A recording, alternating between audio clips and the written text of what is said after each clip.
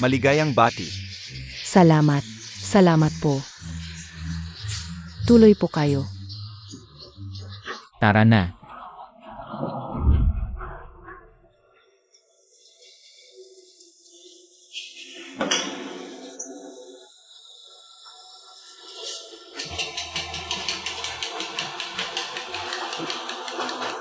Manchu. Sa ika-negatibo, 6 na po kaarawan ng nanay. Maraming salamat sa pag-asikaso mo. Nagsikap ka talaga, anak. Ano pong sinasabi ninyo, tatay? Dahil pinakasalan ko si Liang Shen. Ang pamilya niya ay pamilya ko na rin. Gagawa na lang ako ng pansit para kay nanay. Sage.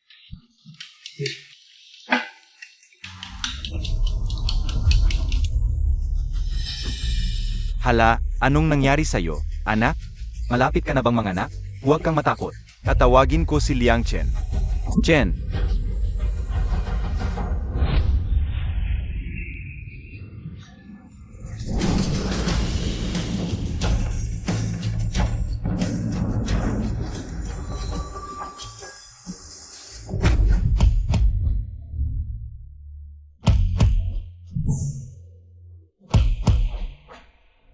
Maligayang pagbabalik sa Pilipinas, Chairman Hu.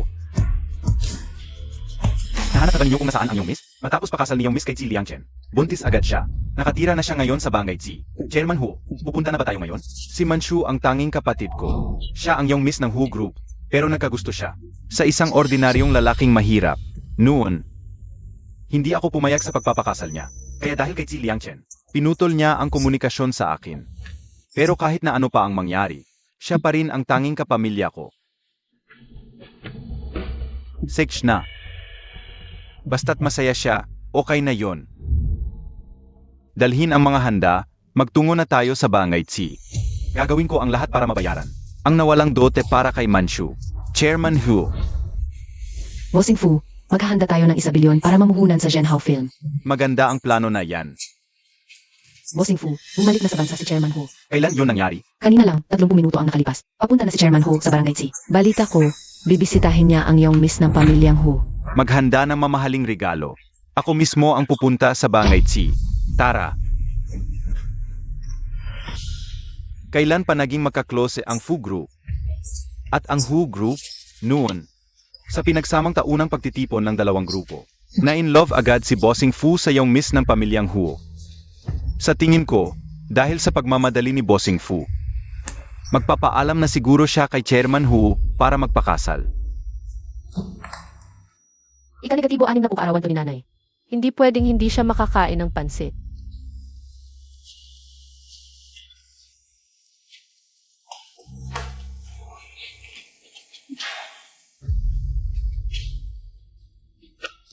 Hoy kuya, tingnan mo. Nakakagawa naman ako. Wala namang problema. Ang tatay natin talaga, sobrang alalahanin. Sabi ko sa'yo, ang mga taga-syudad, ang arte-arte, dapat daw sa syudad mapagamot. Ang mahal naman nun. Wala tayong magagawa, sabi ng hipag mo, mas maganda ang gamit sa ospital sa syudad. Kuya, wag mo siyang masyadong palambingin. Baka sa dakong huli, lalong magmalaki. Hayaan mo, ako na ang bahala. Ipapaalam ko sa kanya, hindi basta-basta ang gusto natin dito sa bahay. Ay magagawa natin. Sige, ikaw na ang kumausap sa hipag mo. Manchu, okay ka lang ba? Hindi na masyadong masakit ang tiyan ko ngayon. Pagkatapos kong magluto ng pansit para kay mama, pupunta na tayo sa ospital. Kung hindi ka nagmamadali, hindi rin kami nagmamadali. Kuya, ano ba ang sabi ko? Nagkukunwari lang yan. Sa tingin ko, gusto lang niyang pagsilbihan siya. Hindi niya iniisip kung magkano ang gagastusin natin. Sabi ng doktor, malapit na ang panganak ng hipag mo. Talagang sa mga araw na ito. Kuya, hindi mo alam kapag nanganganak ang babae.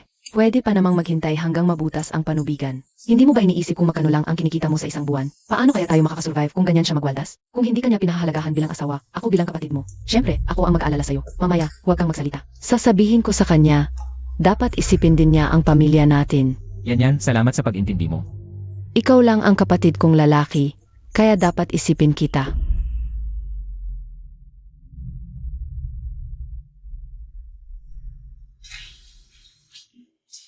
Mahal, ihahatid ko muna tong pansit kay mama, tapos aalis na tayo.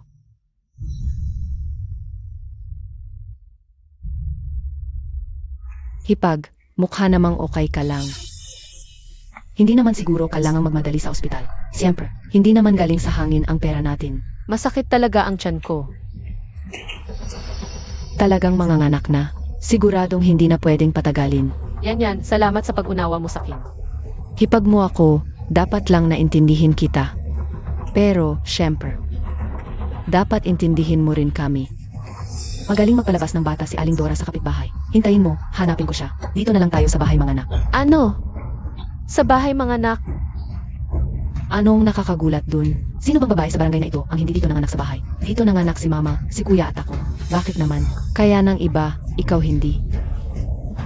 Yan, may mga doktor sa ospital. At may mga modernong kagamitan sa paggamot. Masiguro nito ang kaligtasan ko at ng anak ko.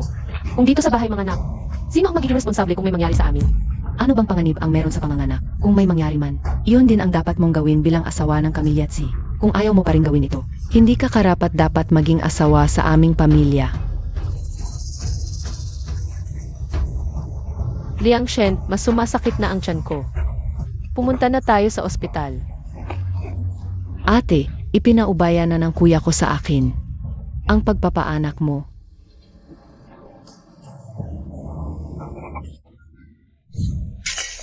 Ito ay pag-uusapan namin ng kuya mo, wala kang karapatang makialam. Liang Shen, alis na tayo. Manshu. Sa tingin ko, may punto naman siya niyan. Sa lungsod, abot ng libo-libo ang panganganak. Pero sa baryo, hindi aabot ng ilang libo. Tingnan mo, ang hirap-hirap ng trabaho ko. Hindi mo ba ako maintindihan? Ate, kung gusto mo sa ospital sa lungsod, pwede. Pero ikaw ang magbabayad, hindi pwedeng gamitin ang pera ng kuya ko.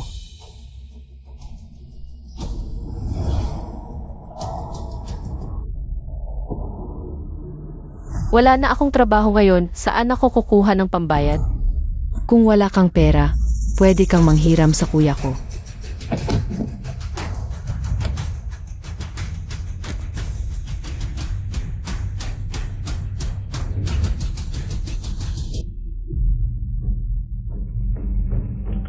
Liang Shen, asawa mo ako. Makinig muna tayo. Manshu, ako. Kahit magkapatid, malinaw ang pag-usap sa pera, lalo na siyang isang dayuhan. Ano naman yon? Manshu. Sa tingin ko, tama siya niyan. Hindi naman tayo mayaman, hindi kailangan. Pilitin sa ospital ng lungsod para magpanggap. At saka, panganganak lang naman to, di ba? Pareho lang sa bahay o sa ospital. Talaga bang hindi pumupunta sa ospital ang mga tao rito para manganak? Deti. Pero ngayon, halos lahat. Pumipili ng ospital sa lungsod para sa kaligtasan. Hindi to pagpapanggap. Ito ay responsibilidad sa akin at sa aking anak. Liang Shen, alam mong may alta presyon ako. Kailangan kong pumunta agad sa ospital. Maniwala ka sa doktor. Ginagago ka lang yan para kumita. Kuya, naalala ko, ilang araw lang nagtrabaho si At pagkatapos niyang pakasalan ka. Pagkatapos naming ikasal, pinatigil ko siya sa trabaho. Para alagaan ang bahay at gawin ang gawaing bahay. Nang magbuntis siya, pinalipat ko siya rito. Para kasama ang mga magulang. Kapag walang ginagawa, nagluluto lang. O tutulong sa bukid. Nasa bahay ka lang palagi. Paano mo malalaman kung gaano kahirap magtrabaho ang kuya ko? Pagkatapos naming ikasal ni Liang Shen. Ilang araw lang ako nagtrabaho. Pero kailan ba ako? Naging tamad. Sa bahay na ito ang mga gawain sa bahay. Ano pa bang hindi ko nagawa? Ano ba naman yung magtrabaho ka ng kaunti nang magpakasal ka sa kuya ko at pumasok sa pamilya namin? Di ba dapat yun ang responsibilidad mo bilang manugang? Kahit ano pa ang sabihin mo ngayon, pwede kang gumastos para manganak sa ospital. O dito na lang sa bahay. Liang Shen, alam mo naman. Simula nang ikinasal tayo, wala na akong koneksyon sa pamilya ko. Saan ako kukuha ng ganong kalaking pera? Para manganak.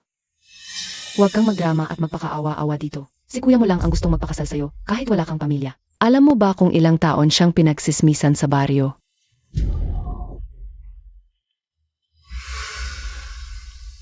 Si Liang Shen. Sa pagpapakasal mo sa akin, napahamak ka.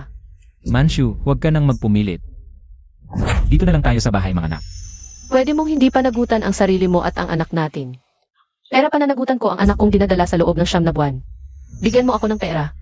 Ibigay mo sa akin ang panggastos sa panganganak. Isipin mo na lang. Hiniram ko lang sa'yo. Bakit ka palalong nagiging pasaway? Kuya, huwag mong ibigay sa kanya ang pinaghirapan mong pera. Paano kung pagkapanganak niya, hindi na niya ibalik? Ano pa bang gusto mo? Ginagawa ko lang ito para sa anak natin ng kuya mo. Ano nang ingay-ingay mo? Kung talagang iniisip mo si kuya, hindi ka dapat maggumilit na mga anak sa lungsod. At kung talagang mahal mo si kuya, Ikinasal ako sa kanya para magkasama kami ng maayos. madaling magsalita ng magagandang salita. Kuya, huwag kang magpadaig. Baka lalo ka lang abusuhin. Ikaw talaga ang laging nag-isip para sa akin. Pwede kang manghiram. Pero kailangan mong maglagda ng kasulatan ng utang para kay kuya. Ano? Bakit nandito ka pa? Dalhin mo na si Manshu sa ospital. Tatay, okay lang. Pumasok na kayo ni nanay at kumain. Maraming bisita ngayon. Huwag niyo silang pabayaan. Manganganak na ang hipag mo, wala na kaming gana kumain. Sabihin mo, anong sinasabi mong kasulatan ng utang? Kasi naman, gustong-gusto ni Hipag na sa lungsod mga anak. Mas mahal lang naman sa lungsod, pero sigurado doon. Asawa mo yan. At saka, ang dinadala niyang bata, dugot laman din ng pamilya natin. Paano mo naman napag-isipang papirmahin siya ng kasulatan ng utang? Ang dami mong salita, no? Bakit mo sinisisi ang anak mo? Nagitipid lang naman siya para sa inyo. Mukhang may mga taong may katinuan pa rin sa pamilya Tsi. Pero yung iba, Manshu. Tingnan mo, mas maganda ang feng shui dito sa probinsya natin. Kaysa sa mga ospital sa lungsod. At kanina pa nagganong tanong ako. Sabi kong dito ka sa bahay mga anak, siguradong lalaki ang isisilang mo. bakit ka pa nakikisali? Anong feng shui? Maniniwala ka sa siyensya. Jen, huwag kang makinig sa nanay at kapatid mo. Dalhin mo na agad ang asawa mo sa ospital. Tatay, bakit mo sinisisi si nanay at si ate? Nag-aalala lang naman sila sa akin. Tatay, huwag ka nang makialam dito. Tumahimik ka. Ito ay pag-usapan ng kuya mo at ng asawa niya. Bakit ka nakikisawsaw? Ikaw talaga. Tatay, anak mo ako. Ginagawa ko lang naman ito para sa ikabubuti ni kuya. Ikaw, Ang pagtitipid ng anak ay para rin sa pamilya nating Tsi. Tama ang sinabi ng anak natin. Suportahan ko siya. Ikaw ang laging kampi sa labas. Mukhang tumatanda ka at naguguluhan ka na. hindi ikaw. Kuya, kapatid mo ako. Sasaktan ba kita? Kailangan mong manatiling matatag na yon. Alam ko, ikaw lang ang tunay na nagmamalasakit sa akin. Sige, pipirma na ako. Ayos lang.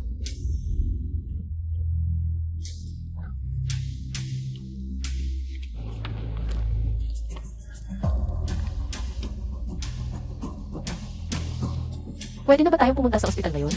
Sandali, kahit nakapirma na ito. Kailangan mong pangakuan ang pamilya namin ng isang bagay. Ano pa ba? Pinahiram ka namin ng pera para lang magkaroon ka ng anak na lalaki. Kung babae ang isisilang mo, wala kaming kinalaman diyan. Ikaw ang mag-aalaga niyan. Siyan yan, huwag kang magpakalabis. Lalaki man o babae. Anak namin ni Xie Liangshan yan. Anong pag-ingay mo? Hindi mo ba narinig si nanay? Mas maganda ang feng shui sa bahay para makaanak ng lalaki. Pero gusto mo sa ospital. Kung babae ang mga anak mo, wala kaming kinalaman diyan. Ikaw ang mananagot. Ikaw, wala kang katwiran. Kuya, tingnan mo, lagi na lang akong sinisigawan ni ate. Para lang naman sa ikabubuti mo to. Naghirap ka para kumita ng pera. Saan ka kukuha ng pambuhay sa isang walang kwenta? Manshu, si Anyan lang ang aking kapatid na babae. Ikaw ang manugang, paano mo nasabi yan? Saka para naman sa ikabubuti ko to. Manugang, pumayag ka na. Huwag ka nang mag-ingay. Sayang sa oras, may birthday pa si nanay ngayon. Tama. Ikaw ang palaging maingay dito. Tumahimik ka na. Jen, nung pinakasalan ni Manshu ang anak natin, wala siyang hiniling na dowry. Nung nagbuntis siya at dito nagpahinga, siya pa rin ang nag-alaga sa kin at kay inay. Dapat tayong maging mapagpasalamat. Saka si Manshu, kahit ano pa ang anak niya, lahat yan ay dugo ng pamilya Tsi. Anong dugo? Kung babae ang anak niya, pabigat lang yun. Sino bang mag-aasawa ng hindi para magkaroon ng tagapagmana at siya mismo ang gustong mag-anak ng babae sa lungsod? Bakit dapat ang anak ko ang magpalaki ng pabigat na yon? Tama na. Susulat na ako.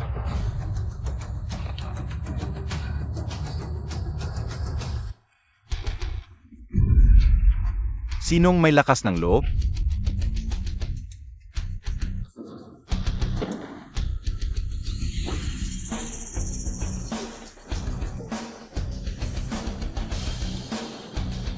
Nung walang alinlangang pinakasalan ng kapatid ko ang anak mo, ngayon. Ganito mo siya tratuhin? Sino ka? Anong karapatan mong magsalita? Ako ang kuya ni Manshu. Kasalanan ng kapatid mong di marunong. Bakit mo sinisigawan ang kuya ko? Mabuti naman at kuya mo siya. Ikaw na ang pumirma para sa kanya. Siyan yan, tama na yan. Ito ang usapin ko, walang kinalaman ang kuya ko.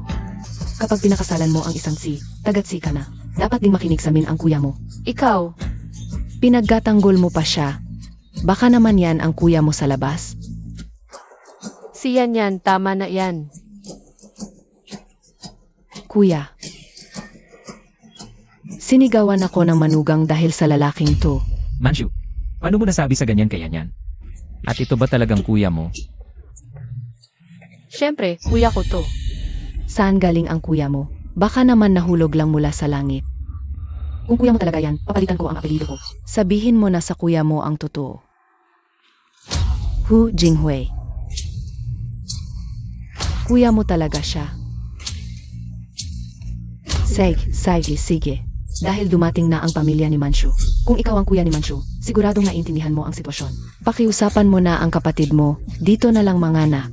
At tipid pa, siguradong lalaki pa ang anak, di ba? Bakit ka sumasali sa gulo? Mas maganda ang pasilidad sa ospital sa lungsod. Paano ka manganak sa bahay? Ito. Nakalimutan mo na ba? Yung manugang ng pamilya noong nakaraang taon. Nanganak sa bahay. Nagka-hemorrhage. Muntik na mamatay. Malas lang siya. Ikaw, Saka, nasav naman yung bata, di ba? At lalaki pa. Manchu. Ito ba yung buhay na pinili mo? Kahit pinigilan kita,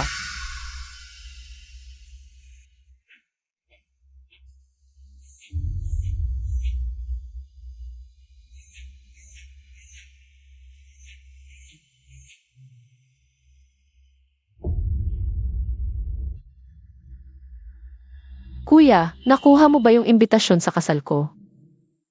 Manchu. Hindi naman kailangang pantay ang estado ng pamilya natin. Pero, masyadong malaki ang agwat ni si Liang Chen at mo. Magkaiba ang pananaw sa paggastos. At sa mga halaga sa buhay. Pwedeng pampalasa sa buhay ang pag-ibig. Pero hindi ito makakapagpakain sa'yo. Kuya, nangako si Liang Shen na magiging mabuti siya sa akin habang buhay. Naniniwala akong kaya naming malampasan ang lahat basta magkasama kami. Kung hindi ka sang-ayon, wag na tayong magkita. Manchu, ikaw. Mula nang ikasal ang kapatid mo sa kuya ko, nasa bahay lang siya. Ano ba ang naibigay niya? Lahat galing sa kuya ko. Ngayon, gusto pa niyang gumastos ng malaki para manganak sa lungsod. Mabuti na lang ikaw ang kuya niya. Pirmahan mo na itong guarantee. Binabalaan kita kung wala yung 20,000 piso ng kuya ko. Nanganak na sana ang kapatid mo sa kalsada. Si Liang Chen. Noong ikinasal ako sa pamilya ninyo, Sinabi mong igalang ko ang magulang mo, mabait sa kapatid mo. ginawa ko lahat. Ngayon, pinipilit ako ng kapatid mo. Kasama ng kuya ko na humarap sa pamilya ninyo. Titignan mo lang ba? Kung pumayag ka na lang sa bahay mga anak. May ganito pa kayang gulo. Manchu, ikaw ang nagpapatuloy ng away. Hindi lang isang anak. Kahit 10 anak, kayang-kaya kong buhayin.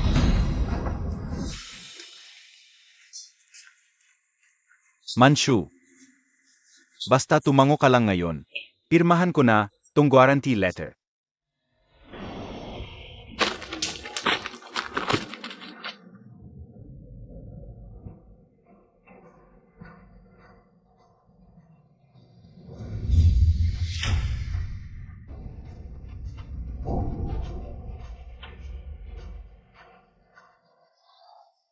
Anong ibig mong sabihin? Kung ganyan ang ugali mo, hindi ko papayagan na bigyan ka ni kuya ng kahit piso. Manang, binabalaan kita. Si kuya lang ang nakapagtapos sa buong baryo. Swerte mo nang napangasawa mo siya. Wala kang karapatang magalit dito. Ikaw. Mahalaga ang pagiging disente. Nagpapaubaya lang ako. Dahil mas matanda ako, pero kung di mo ako rerespetuhin. Hindi ko na kailangang magpakatanga. Humanshu, nababaliw ka na ba? Walang dowry nung ikinasal tayo. Sabi mo mahirap magpaaral sa'yo ng magulang mo. Kaya kahit buntis ako, inalagaan ko sila. Binigyan ng respeto. Ngayon, hinayaan mo lang kapatid mo. Naapihin ako, okay lang. Pero kahit ikaw, O kahit sinong miyembro ng pamilya mo. walang karapatang mangialam sa kuya ko. Kuya, matalino ka. Swerte siya nang napangasawa ka. Bakit siya hihingi ng dowry?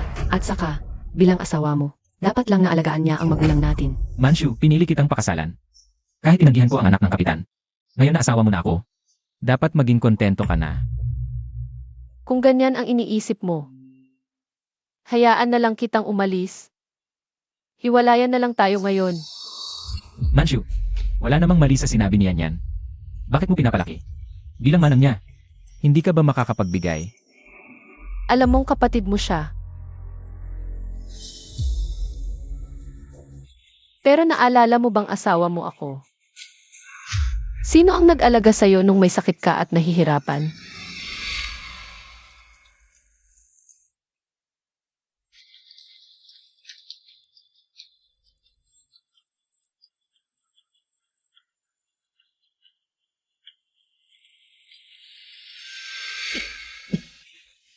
Halika, mahal. Inumin mo na tong gamot. CJ,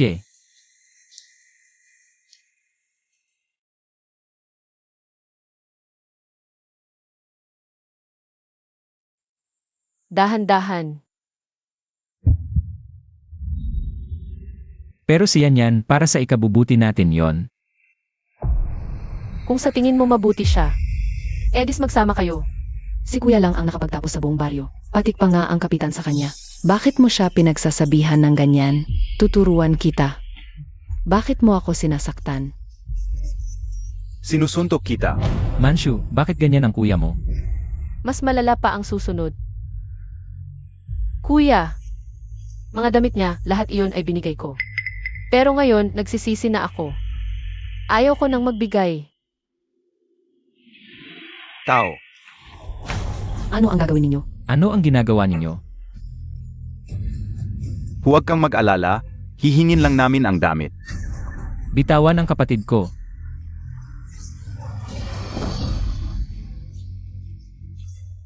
Ang sinumang umapi sa kapatid ko, dapat magbayad siya. Nanay, Mag-ingay kayo, tingnan natin kung paano kayo lulutas nito. Humanshu, baliw ka. Bakit mo pinapapunta ang pamilya mo sa bahay namin? Anak, hintayin mo.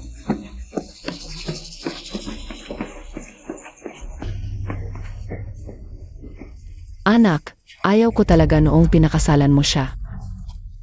Ano ang kulang sa anak ng punong bangay? May angkan, may pera. Bakit hindi ka nakinig? Manshu, sobra ka ngayon. Ako ang sobra.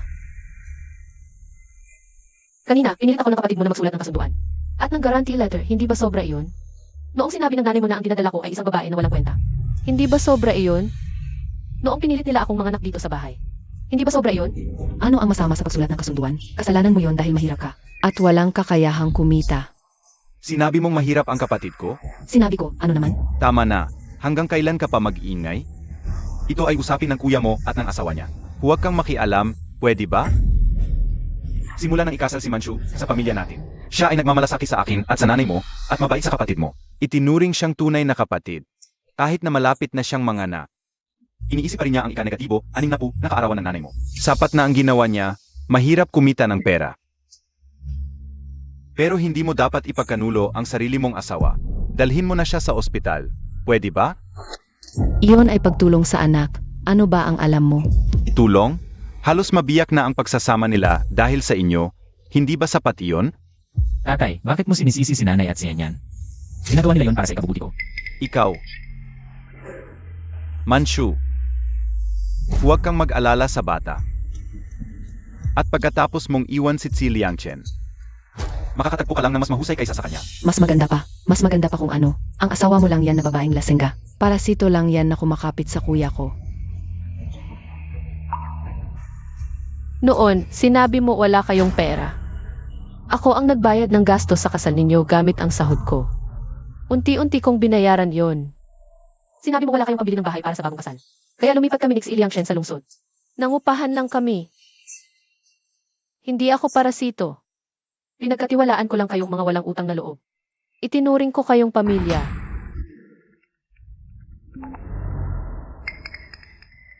Saan ka nakakita ng lalaki ang magpapakasal? Tapos ang babae ang magbabayad ng kasal? Wala pang pambili ng bahay. Pero pumayag pa rin siyang pakasalan ka. Saan ka pa makakahanap ng babaeng ganyan ngayon? Anak na babae ng pamilya Tsi. May anak din akong lalaki. Kung magdiborsyo ka, pakasalan mo na lang anak ko. Sisiguraduhin kong mas mabuti ang trato namin sa'yo kaysa sa pamilya Tsi. Kahit papaano, Kaya naming magbigay ng dot at bahay para sa bagong kasal. Ano ang pinagsasatsat ninyo? Usapang pamilya namin to. Wala kayong pakialam.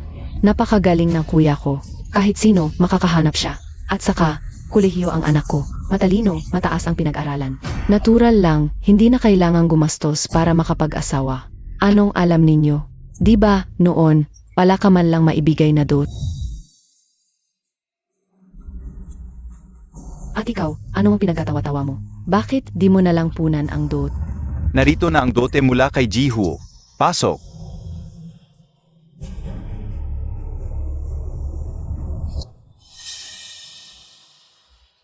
Sino sila? Mga tauhan sila ni Jihu. Jiho, akala mo di ko alam? Mga artista lang yan na inupahan ninyo. Nanay, tatay, di ninyo alam. Marami ngayong danyang mga extra. 50 piso lang sa isang araw, napakamura. Wala kang ebidensya. Anong pinagsasabi mo? Nay, niloloko lang kayo. Naniniwala pa kayo. Sa tingin ko, ang laman ng mga bag na yan. Walang kwentang basura lang. Nagkukunwari lang. Paano mo masasabing walang kwenta ang laman? Kung di mo bubuksan? Huwag mo akong lokohin dahil maganda ang suot mo. Sasabihin ko sa'yo, white-collar worker ako sa lungsod. Mula ulo hanggang paa, wala kang suot na brand name. Baka fake lang yan. Anong A? Jihu, ang ibig niyang sabihin, Class A imitation. Di mo alam ang Class A. Halatang walang alam. Ikaw ang walang alam. Ang suot ng kuya ko. Custom made yan. Ate, pinagmamalaki mo pa kuya mo. Custom made, kahit papaano. Kailangan mo ng 7 digit na halaga sa katawan. Napakayaman na niya. Noong ikakasal ka sa kuya ko, bakit hindi siya dumating? Mahirap pa rin, nagmamagaling. Hindi naman takot ang kuya ko noon. Sa tingin niya, hindi karapat-dapat ang pamilya niyo. Tinatawag kita ng ate. Akala mo mas mataas ka sa akin. Sasabihin ko sa iyo ang mga ibinigay mo sa akin. Pek lahat, alam ko rin. Nagpakasal ako sa kuya mo. Pero hindi pa ako naghihirap para magsuot ng peke. Mula nang ikinasal ka sa kuya ko, kailan ka binigyan ng pera ng kuya ko? Kailan kanya binilhan ng damit? Saan ka kukuha ng pera? Para bumili ng Channel, Hermes? Ang mga brand na sinasabi mo, kapatid ko lang. Ang pinakakaraniwang damit. Madali lang magyabang. Sige na, kuya. Huwag mo nang pag-aksayahan ng panahon. Umalis na tayo. Hindi ka pwedeng umalis. Anong ginagawa mo? Hindi ka pa ba titigil? Dahil magkapatid tayo sa asawa, babalaan kita. Kung lalabas ka ngayon sa pintuang ito, kung babae ang anak mo, hindi ko papakainin ng kuya ko ang kahit piso mo. Hindi ko sana gustong gawing malinaw ang lahat. Ayoko ring mag-aksaya ng oras, pero dahil kayo, gusto nyong dalhin sa puntong ito, ipapakita ko sa inyo kung ang pamilya namin ay ang buhayin ang bata. Hindi na kailangan ng marami, 1 o 2 bag lang sapat. Opo, Director Hu.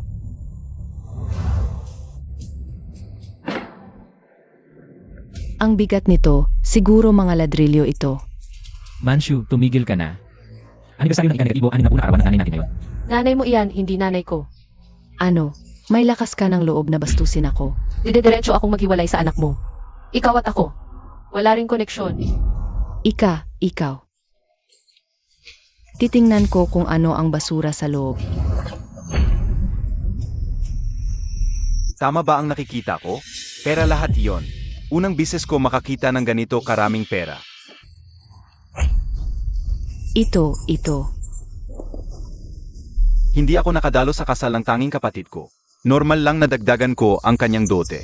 Sayang, dapat lahat ito ay para sa inyo. Mag-asawang mamuhay. Narinig mo ba? Ang anak natin, may parte din. Manahimik ka na. Ang anak natin at si Manshu. Maghihiwalay na, wala namang kinalaman. Ang mga gamit nila kay Liang Chen. Dapat may parte ako sa mga yon. Huwag mo nang tingnan, pareho lang ang laman yan. Ang dami pa, ganito karaming pera at gintong baras. Tayang bilhin ang buong barangay natin. Ang yaman. Si Chairman Hu po. Hello, Chairman Hu. Ang mga unit na sinabi nyo, naka-reserve na po. 4 sa Emerald Court, 4 sa Wangchen Yipin, 8 lahat. Nakapangalan na po sa kapatid nyo. Saich po, sama po tayo minsan.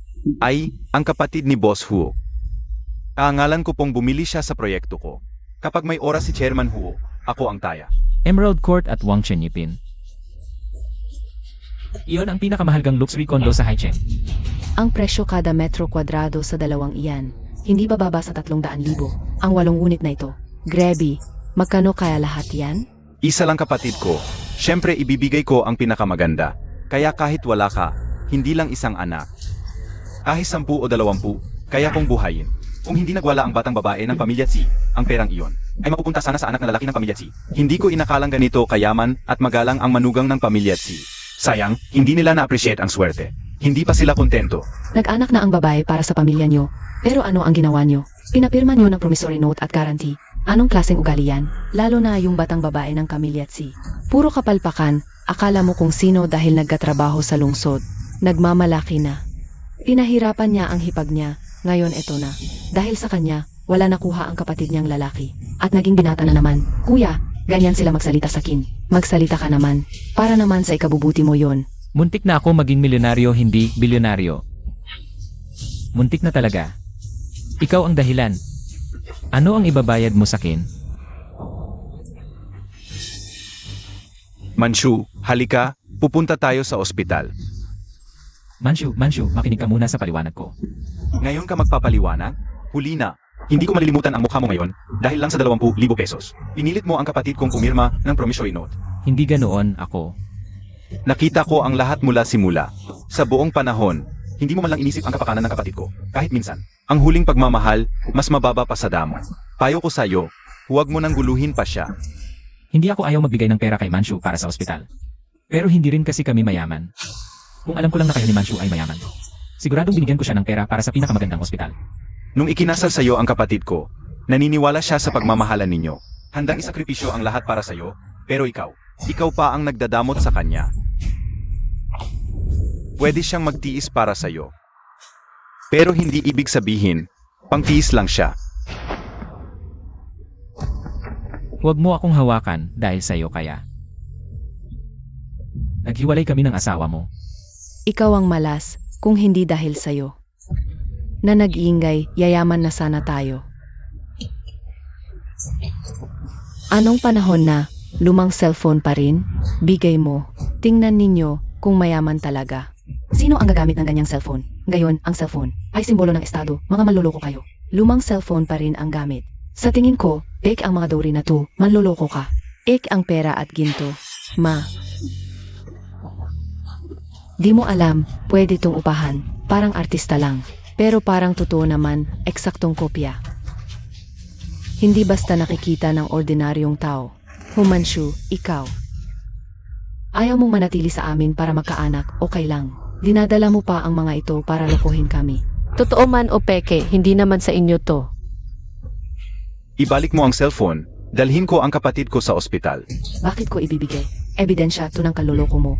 Nagloko ka, gusto mo pang umalis. Hindi ka alis, hanggat hindi malinaw ang lahat. Lalong sumasakit ang tiyan ko, wala akong oras sa inyo.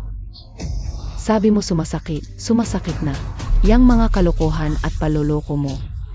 Pek lang yan, naggapanggap ka para ma-ospital agad. Para gastusan ng anak ko, di ba? Tama, nang loloko ka pa sa amin, tinawag ko na ang pulis. Chen, asawa mo to. Hindi mo pwedeng hayaan na mahuli siya ng pulis. Dahil kapamilya natin siya, kaya dapat matuto siya ng leksyon. Tama ang sinabi ni Ma at ni Yan. Lalong nagiging pasaway si Manshu ngayon. Dapat niyang tanggapin ang pagkakamali niya. At humingi ng tawad kay Ma at kay Yan. Kanina, sino ang tumawag ng pulis? Ako, kasama, mga manloloko to, nagkakagulo sa bahay. Kasama, nagsisinungaling siya, gawa-gawa lang niya. Matigas pa ang ulo mo. Kasama, tingnan ninyo. Ito ang dala nila, pekeng pera at ginto.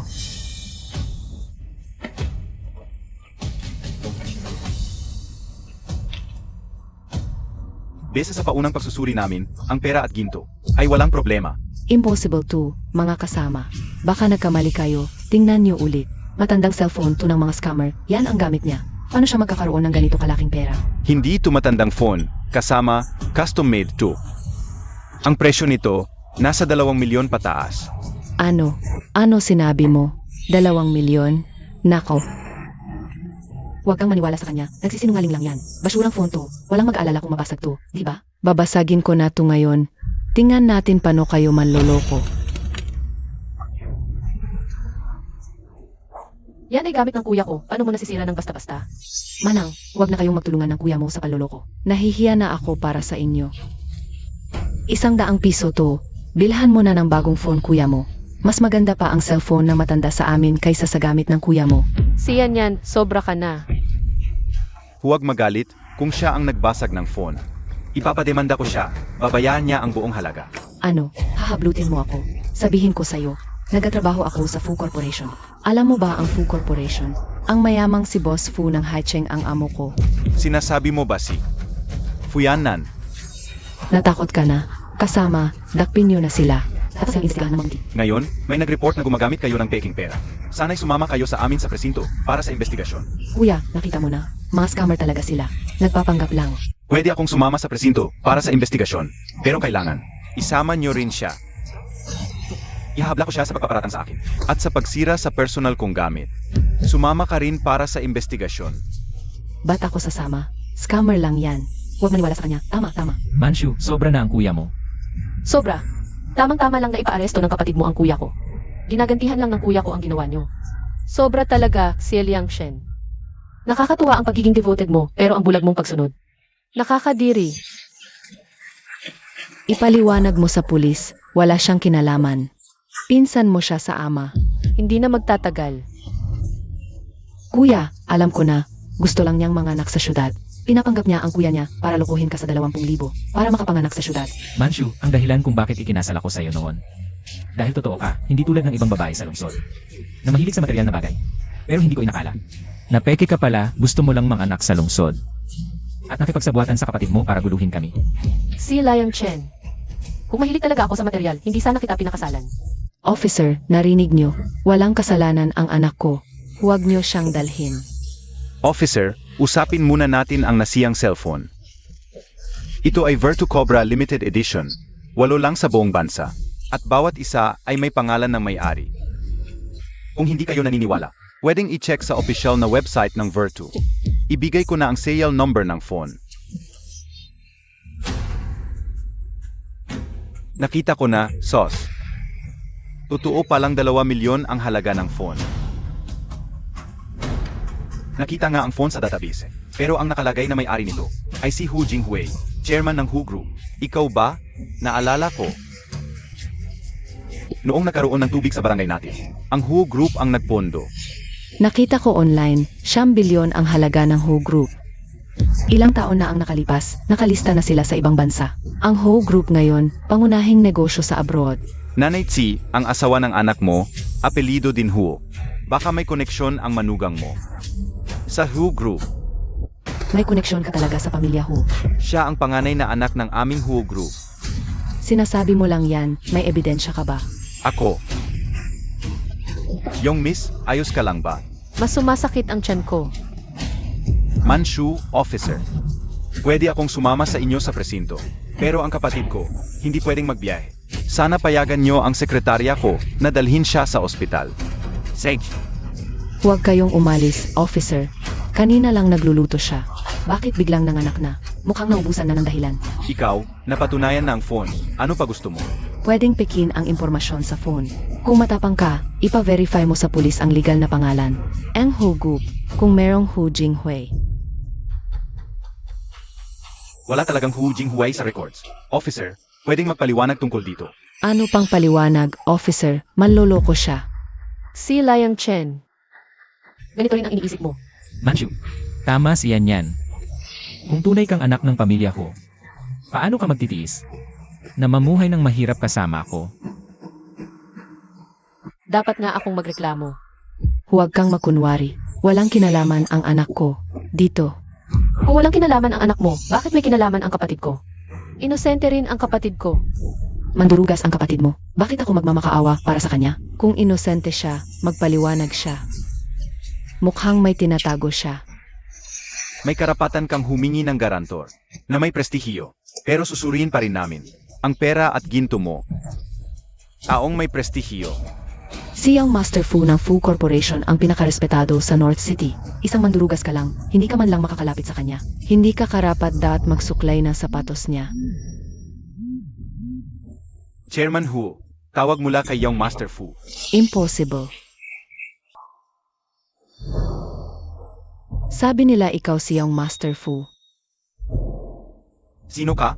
Nagtatrabaho ako sa Fu Corporation. Mukhang bata ka pa. Huwag kang gumawa ng kalokohan. Magunwari ka pang siyang Master Fu. Hinahamon mo ako? Kung hindi ako fake, tunay akong siyang Master Fu. Huwag mo akong takutin, nandito ang mga opisyal. Anong magagawa mo? Kakagatin mo ako. Pagkaraan ng 10 minuto. Natakot at nagpakatanggal. Duwag. Mga opisyal, kilala ninyo si Fu Yanan? Kung siya ang magiging garantor ng kapatid ko. Sapat na ba ang kredibilidad niya? Sa impluensya niyang Master Fu sa North City, maaari kaming maniwala. CJ, Manchu, pumunta ka muna sa ospital. Ako at ang mga opisyal lang. Sasama sa investigasyon. kuya, hindi ko hahayaang makulong ka. Dahil sa pamilya nito, Ngunit, miss, iyong katawan, Okay lang, kaya ko. Dito ako. Sa harap ng lahat, maglilinaw ako.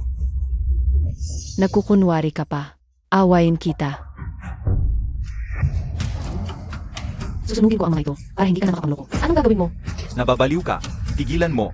Tatay, mga props lang ito. Bakit ka matatakot sa fake? Huwag. Di pa kinukumpirma ng mga kasama. Huwag kang gulo. Tama, bago ma-authenticate. Wala kang karapatan.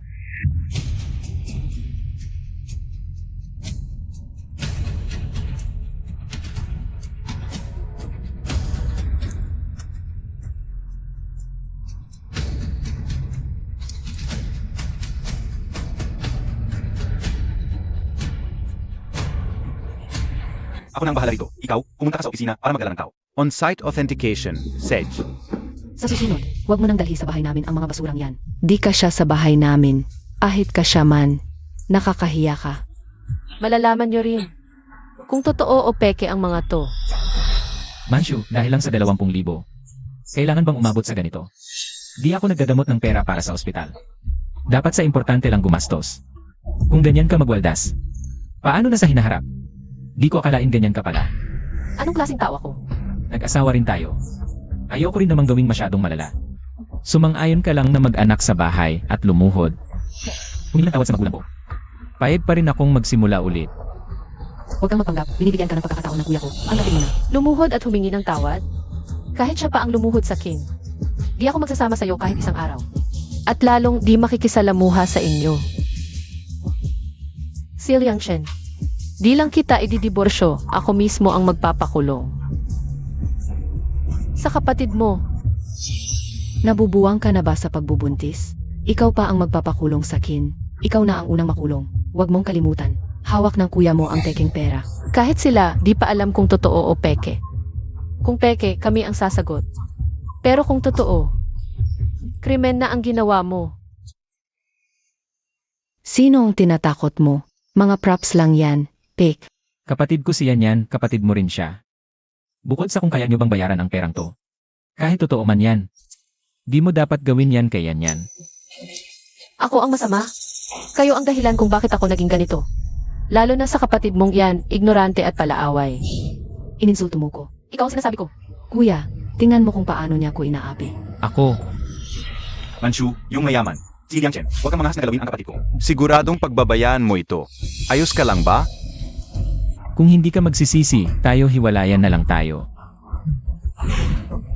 CJ, tandaan mo ang sinabi mo, huwag kang magsisisi. Anong tandaan? Kung maghihiwalay tayo, ikaw ang magsisisi. Maraming nanliligaw sa kapatid ko sa baryo. Hindi tulad mo. Ginamit na, di na kailangan kahit libre pa. Huwag kang makialam sa buhay ko. Ikaw, lahat ng nasira mo ngayon. Kailangang bayaran mo ng buo. Mukhang wala ka ng pera, no? Eking mga to lahat. Anong babayaran? Kapag lumabas na ang resulta sa pulis, malalaman nyo, ang mga nasirang to, kahit buong pamilya nyo, di nyo mababayaran kahit mag-ipon kayo habang buhay.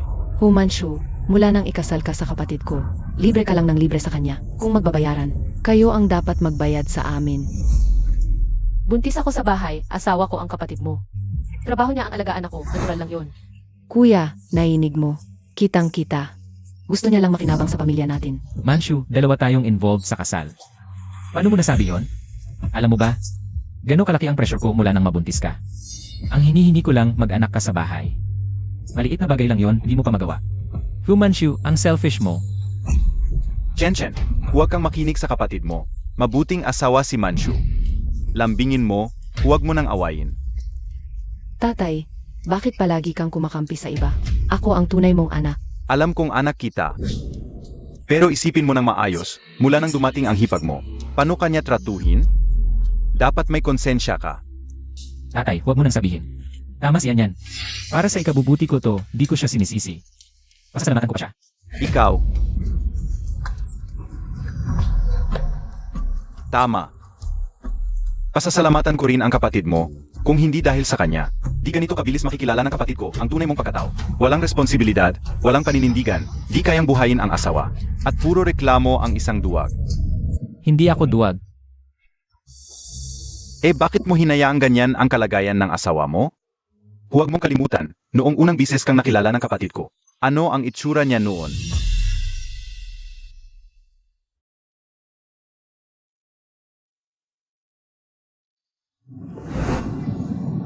Hulaan mo kung sino ako. Hula ko, ikaw si Zubeji. Ikaw ang Zubaji. Zubaji, tara, kumain na tayo. Sige, ingat. Huwag kang magyabang, kasama. Dali, dalhin ninyo silang lahat, ikulong. Huwag nang pakawalan, nakakahiya dito. Pinapunta ko na ang kasamahan ko sa estasyon para maghanap ng tao. Para mag-verify dito mismo. Kung may gumamit ng peking pera. Sisiguraduhin naming panagutan niya ang kanyang krimen. Hindi pwedeng ganoon na lang. Bantis siya. At ang anak niya ay lahi ng pamilyatsi. Kung lalaki, dapat talagang lahi ng pamilyatsi. Panaginip mo yan. Pagkatapos ko makipaghiwalay kay Xiliang Shen, ako mismo ang mag-aalaga sa mga anak ko. Lalaki man o babae. Hindi pwede yan. Kung lalaki, lahi ng pamilyatsi yan. Anong lahi ng pamilyaksi? Anak ko yan.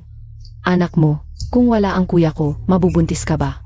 Ikaw, wala kang katwiran. Hindi na kita manugang mamaya, wala akong pakialam sa katwiran mo. Kung aalis ka, magpanganak ka muna bago umalis. Huwag kang mag-alala, pupunta ako sa ospital para manganak. Hindi ako gagastos ng kahit piso mula sa pamilyaksi. Kaya wala kang karapatang makialam sa buhay ko. Habang hindi ka pa nakikipaghiwalay sa anak ko, may karapatan ka talagang pumunta sa ospital. Ngayon, hiwalay na kayo. Dito ka dapat manganak. Gusto kong makita. Kung lalaki o babae ang anak mo, kung hindi. Baka itakas mo ang apo ko, saan kita hahanapin? Malapit ng mga anak si Manchu. Huwag kang magulo. Tatay, huwag kang makialam. Tama si nanay. Kayong dalawa. Umalis kayo. Kayong, hoy, anong ginagawa ninyo? Kung nagkakagulo kayo, arestuhin ko kayo ngayon din, kasama. Hindi mo pwedeng hayaan lang na ganyanin nila ang kapatid ko. Kasama, hindi pa hiwalay ang kuya at manugang ko. Ito ay usapang pamilya. Kanina mo pa nakikita. Malapit ng mga anak ang manugang ko. Hindi pwedeng patagalin ang panganganak. Xiliang Shen, tinitigan mo lang. Hindi ako nirerespeto ng nanay mo. Manugang kita. Siyempre nare-respeto kita. Ngayon maghihiwalay na nga kayo ng anak ko. Gusto mo pa ng respeto. Dapat dito ka manganak ngayon. Sir, sinasaktan niya ako ng sadya. Anong ginagawa mo? Sinabi ko na ba o hindi? Kung makakagulo ka pa, dadalhin ka na namin ngayon. Maghihiwalay na nga kami. Ano pa ba ang gusto mo? Hiwalayan. Dapat manganak ka muna bago kayo maghiwalay. Si Liang Chen, lalaki ka pa ba? Nakatingin ka lang habang pinapahiya ng pamilya mo. Ang kapatid ko, tandaan mo, asawa mo pa rin siya ngayon. Kuya, matagal nang gusto magkaroon ng apo ni mama. Huwag mo siyang sasaktan. Manchu, gusto lang talaga ni Mama. Na dito ka manganak. Hindi kanya pahirapan, sigurado. Magaling ang mga hilot dito sa barangay, tiisin mo na lang. Xiliang Shen, hayop ka. Buong pamilya nyo, mga hayop. Anong sigaw-sigaw? Ipunin mo ang lakas mo para manganak na ng apo. Huwag mong patagalin si mama sa paghihintay. Si Liang Chen, kung edukado ka, dapat alam mo. Na kapag may nangyari sa kapatid ko sa bahay nyo, buhay iyon. Kapag nangyari iyon, hindi lang ikaw, kahit anong gawin ko. Papanagutin ko ang buong pamilya mo. Mama, tama na yan. Hindi naman pera ko ang gagamitin pang panganak. Umayag na sa ospital. Huwag kang mag-alala. Kapag lalaki ang anak, kukunin ko ang custody. Dalhin na ang binibini. Opo. Binibini. Ingat, huwag mong mahulog ang pamangkin ko. Kung hindi, hindi ka namin palalampasin. Siya niyan, sobra ka na.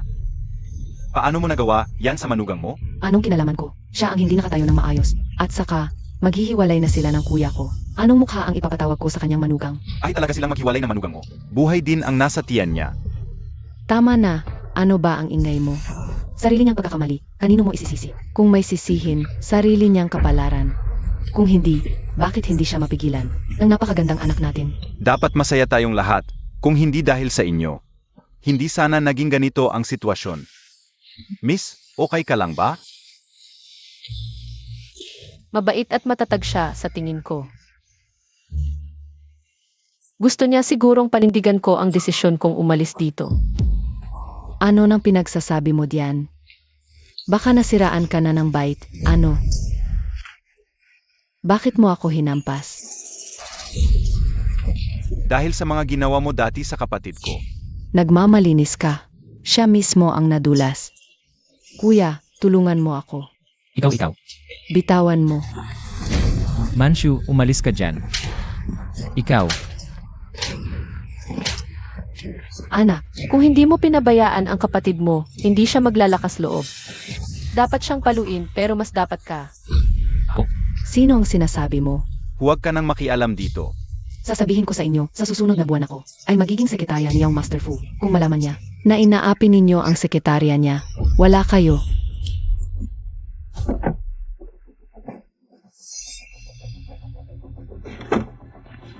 Chairman Hu, narinig ko pabalik ka na mula abroad. Hinabol kita hanggang dito. Astig, di ba? Bakit ang daming tao? Yan, anong nangyari? Kilala mo siya? Siya ang pangunahing tagapagmana ng Fu Group, siyang Master Fu. Chairman Hu.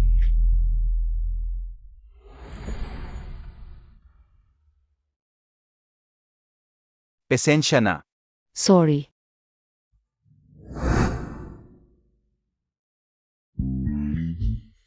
Sino yon kanina? Kapatid ko. Kapatid mo? Naalala ko, yung babae kanina pala. Ang sikat na C-City Academic Star, socialite. Medyo bastos kanina. Hindi pa naman.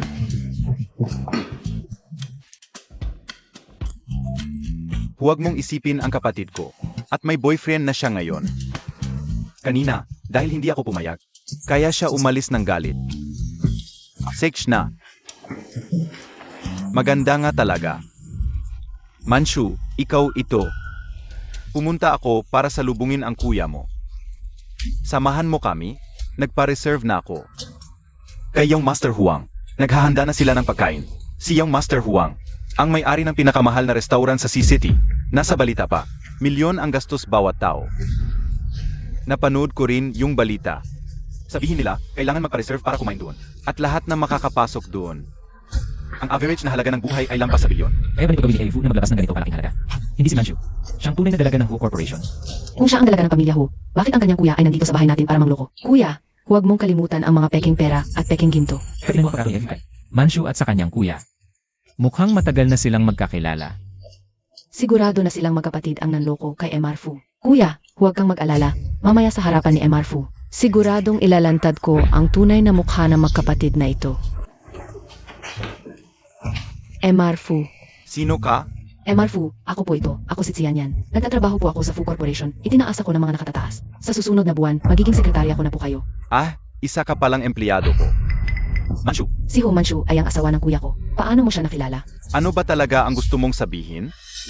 MR Fu, pakinggan mo ako. Ang kuya ko sa lungsod ay napakahirap maghanap buhay. Gustong-gusto ni Hu Manchu na sa lungsod manganak. Ayaw ng kuya ko, kaya hinanap niya ang kanyang kuya para mangloko sa amin. Gusto lang nila kaming lokohin para makapanganak siya sa lungsod. Isa siyang walang utang na loob mula nang siya'y nagbuntis. Araw-araw kumakain siya ng isang itlog. Ubos na ubos ang mahigit 200 ang itlog sa bahay namin. Sabi niya para sa nutrisyon ng bata. Para sa akin, gutom lang siya. Tumigil ka na.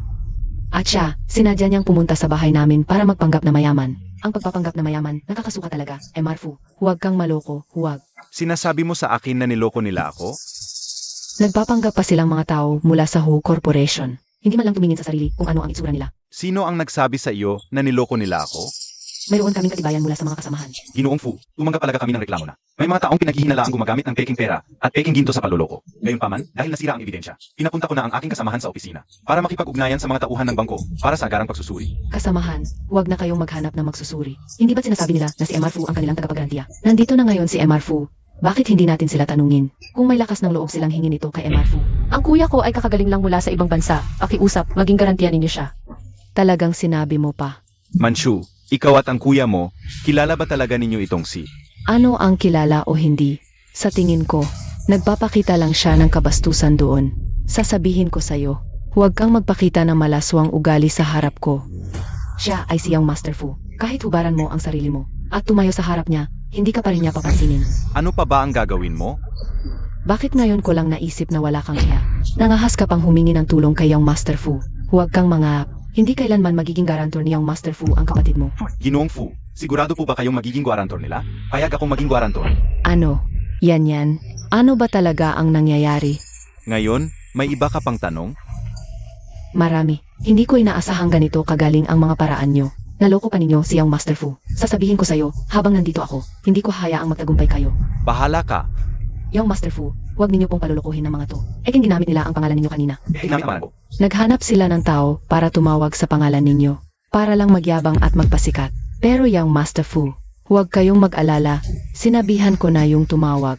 Ah, ikaw pala yon? Opo, ako po yun. Huwag kayong mag-alala, yung Master Fu. Nandito ako. Handa akong gumawa ng kahit ano para sa inyo.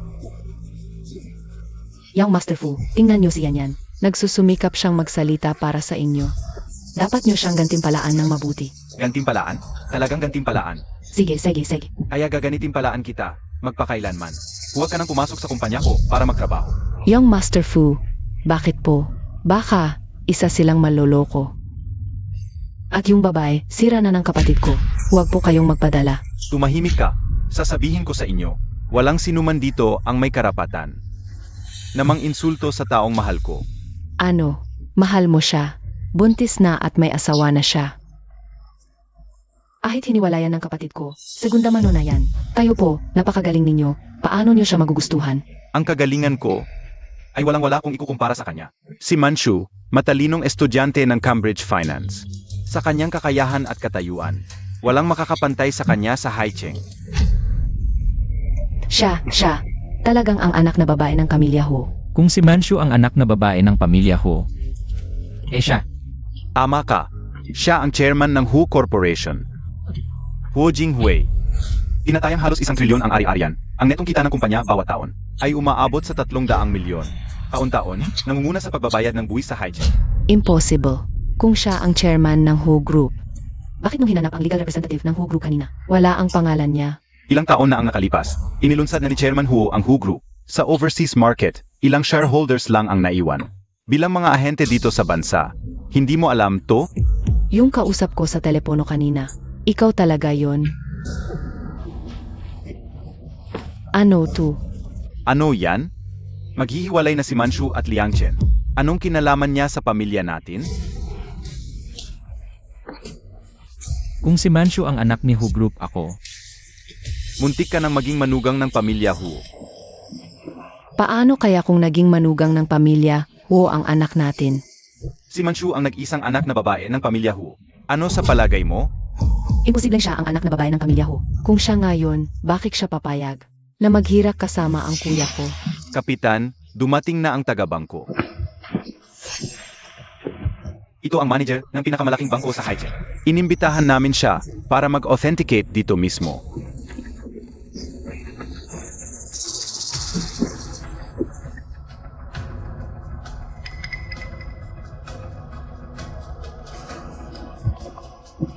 Kasama, sigurado ako. Totoong pera at ginto ang mga nasunog na ito. Konserbatibong tantiya, pinakamababa 10 milyon ang nawala. Kailangan pang dalhin sa bangko para sa mas detalyadong analisis at tagbilang. Salamat po. Kung hindi dahil sa kaguluhan ng pamilya Tsi, lahat ng perang ito ay mapupunta sa kanila. Sinabing walang swerte ang manugang, sa palagay ko. Wala talagang kapalaran ang pamilya Tsi ngayon. 10 milyong dumating sa kanila, nawala. Kasama, malinaw na ang investigasyon. Sana ay mahigpit na aksyonan ayon sa batas. Huwag kayong mag-alala. Ang sadyang pagkasira ng pera, kasama na ang pagsunog, pagpunit, at paggupit na sumisira sa integridad nito, ay krimen na. Mali ako, hindi ko talaga alam na totoo ang mga ito. Kuya, pakiusap, tulungan mo ako, ate. Ate ka talaga, hindi na ako uli. Pakiusap, patawarin mo na ako, ate. Binigyan na kita ng pagkakataon. Pero patuloy kang nanggugulo at nagsisinungaling. Ngayon, hindi lang kita papapanagutin sa krimen. Pananagutin kita sa lahat ng nasira mo. Hintayin mong mabulok ka sa kulungan. Dalhin siya. Et, Yan. bumalik ka, bumalik ka. Salamat sa tulong mo ngayon. Walang anuman, gagawin ko ang lahat. Nga pala, papadalhan kita ng sea cucumber at snow fungus para sa katawan mo.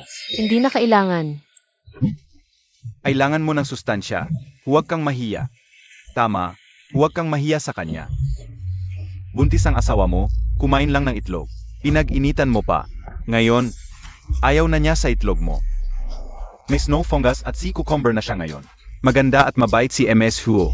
Hindi pa maarte. Sayang lang, ganyan ang napangasawa niyang pamilya. Tatay. Tito. Pupunta pa ako sa ospital. Mauna na ako. Manchu, huwag kang umalis. Umalis ka. Hindi mo ba nakikita na nasasaktan na ako? Patawarin mo na ako, pangako ko. Hanggang ngayon, hindi ka pa rin marunong rumespeto. Ang pangako mo, sa harap ni Manchu, wala iyon. Tawagan ang abogado. Gumawa agad ng divorce agreement. Opo.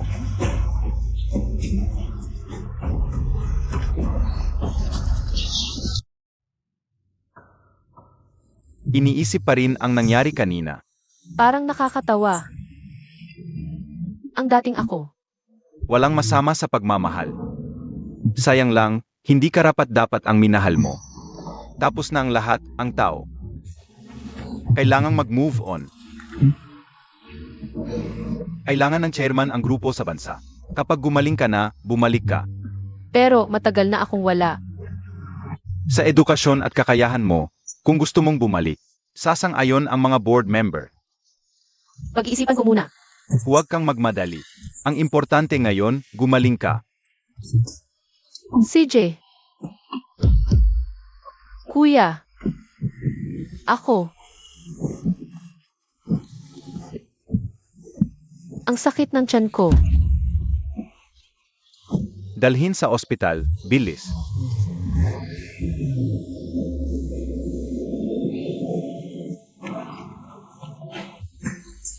Hindi pwedeng umalis si Manchu ng ganyan. Mahal pa rin ako ni Manchu.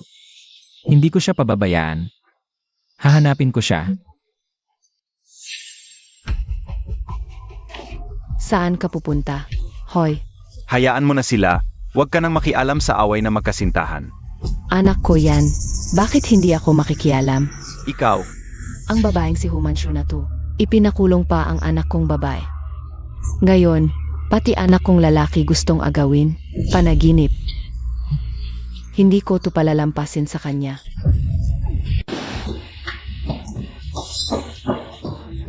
anong ginagawa mo rito? Asawa ako ni Manchu. Manganganak na siya. Kailangan kong samahan siya. Malinaw na ang sinabi ng kapatid ko sa'yo. Maghihiwalay na kayo sa lalong madaling panahon. Kamag-anak ni Humanshu. Ako ang kuya ni Humanshu. Congratulations. Babae ang baby. Director Huo, kamukhang-kamukha ng ate mo ang Bobby. Sa hinaharap, siya na ang magiging prinsesa ng pamilya Huo. Salot. Alam ko namang hindi siya makakapanganak ng lalaki. Dos, pesensya na. May nangyari ba sa kapatid ko? Doktor, kahit anong mangyari, iligtas niyo siya. Gagawin ko ang lahat, kahit magkano ang gastos. Huwag kayong mag-alala. Ligtas na Ginang Huo at ang kanyang anak. Wala namang malubha. Mali ang sinabi ng nurse kanina. Ginang Huo ay nanganak ng lalaki, hindi babae.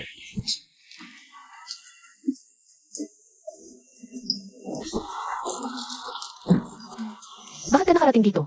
Bisitahin kita at ang Bobby. Tulog na ba? Tingnan mo. Si Boss Fu nga. Ang lambing ni Boss Fu. Pero nabalitaan ko, may asawa na raw tong babae. Di ba nahihiya siyang makipagrelasyon kay Fu Xiao? Uwi na muna kami. Magkakamali ng akala ang ibang tao sa ganito. Okay lang. Hayaan mo silang mag-akala. Yanan. Kakakasal ko lang at nabigo. Wala akong ibang iniisip ngayon. Alam ko, pero maghihintay ako. Oo, nga pala, narinig ko na magiging chairman ka ng WHO Group dito sa Pilipinas. Pumunta ako para batiin ka. Dati, ginawa ko ang lahat para sa pag-ibig. Iniiwan ko ang lahat sa kuya ko. Pero ang nangyari, hindi na ako magiging makasarili. Ngayon, oras na para bumalik.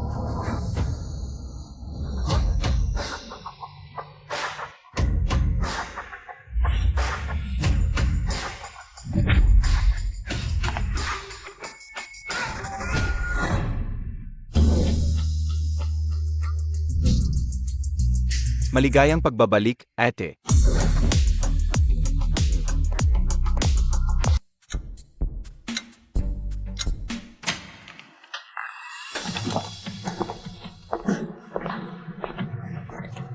It.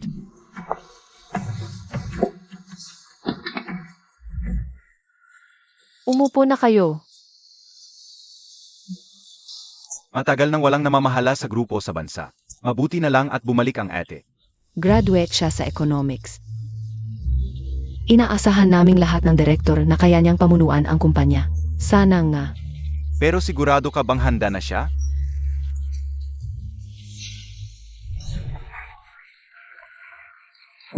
Nagpasya ako. Sa ibang bansa na ako mamamahala. Ang kapatid ko na ang bahala sa lahat ng gawain ng grupo dito. Kuya, bakit hindi mo ako kinausap? Ayoko. Ayokong pamunuan ang grupo. Gusto kong pakasalan si Liang Shen. Manshu, ikaw, Noon, bata pa ako at walang alam. Pasensya na kayo, mga direktor. Mula ngayon, makikipagtulungan ako sa inyo para sa grupo. At magdadala ng halaga.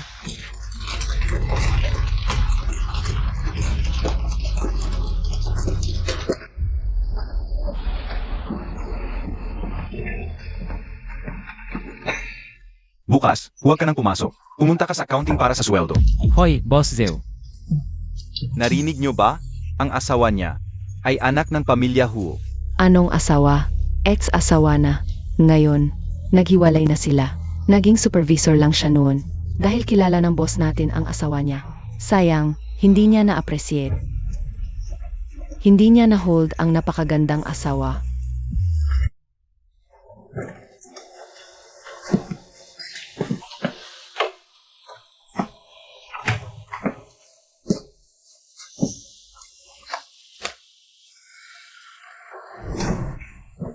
Honey, uwi na ako. Halika, magpalit ka ng sapatos. Ano tong amoy? Ang sarap. Magugas ka na at kumain.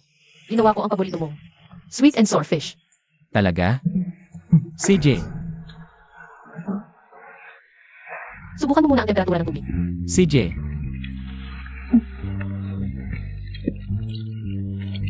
Kamusta? Tamang-tama ang temperatura.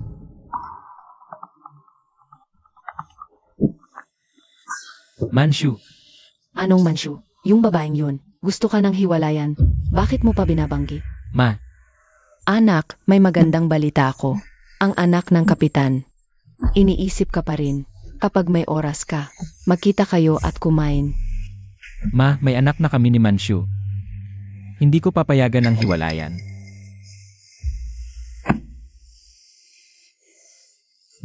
Ay, yang batang yan. Ayon sa aming ulat, nagpulong ang Ho Group ngayon.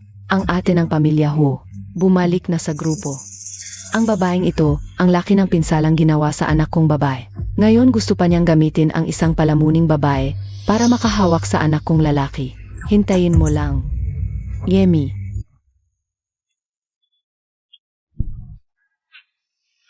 Gutom na ba ang bunso?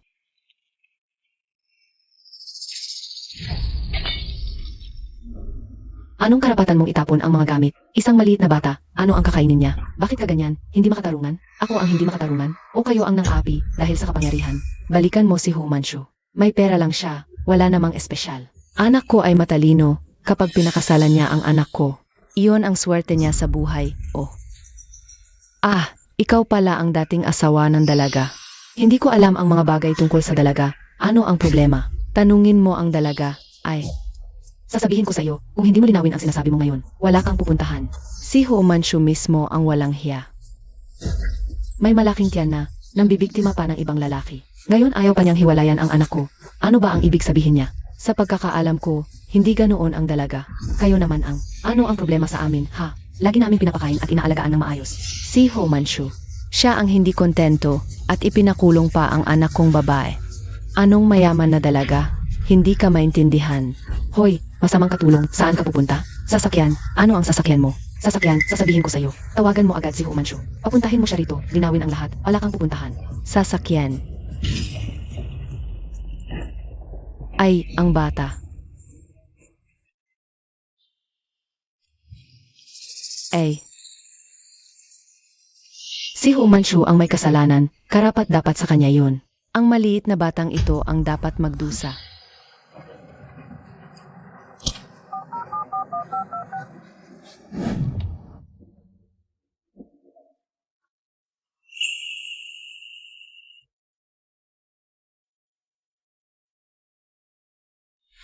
Ay, sino?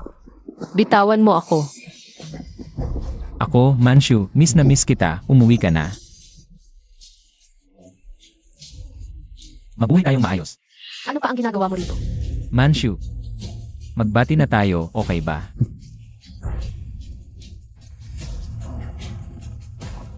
Manchu, hindi mo pwedeng maging ganito kasakit. Hindi mo rin naman gusto na ang anak natin.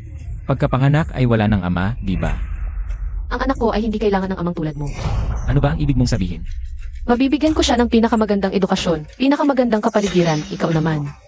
Ano ang maibibigay mo? Ituturo mo ba sa kanya mula pagkabata ang pagiging madamo? At pagiging walang puso at walang utang na loob? Manchu, hindi ka pwedeng maging hindi makatwiran. Ang totoo, hindi maganda ang kalagayan ng pamilya ko, hindi talaga ako katulad mo.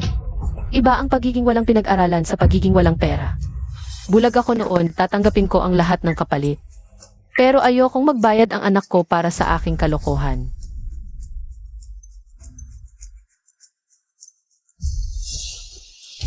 Kaninong telepono ito at nagmamadali kang sagutin? Si Fuyanan ba ito? Wala kang pakialam kung sino ang kinakausap ko. Ipapadala ko sa lalong madaling panahon sa abogado ko. Ang kasunduan sa diborsyo sa iyo. Huwag kang malis, huwag kang malis. Anong ginagawa mo? Bitawan mo ako.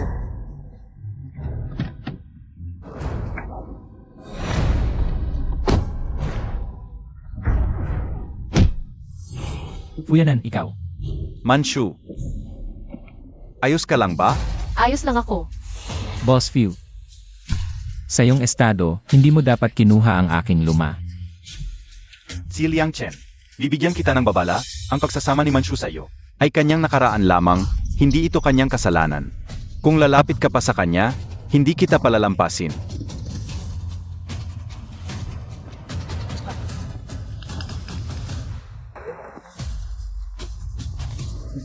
Hu Manchu, tandaan mo ito. Hindi ako magdiborsyo sa iyo.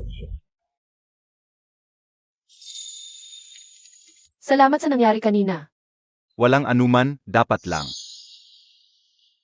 Bakit palagi mong sinasabing dapat lang? Para sa minamahal, lahat ng ginagawa ay dapat lang.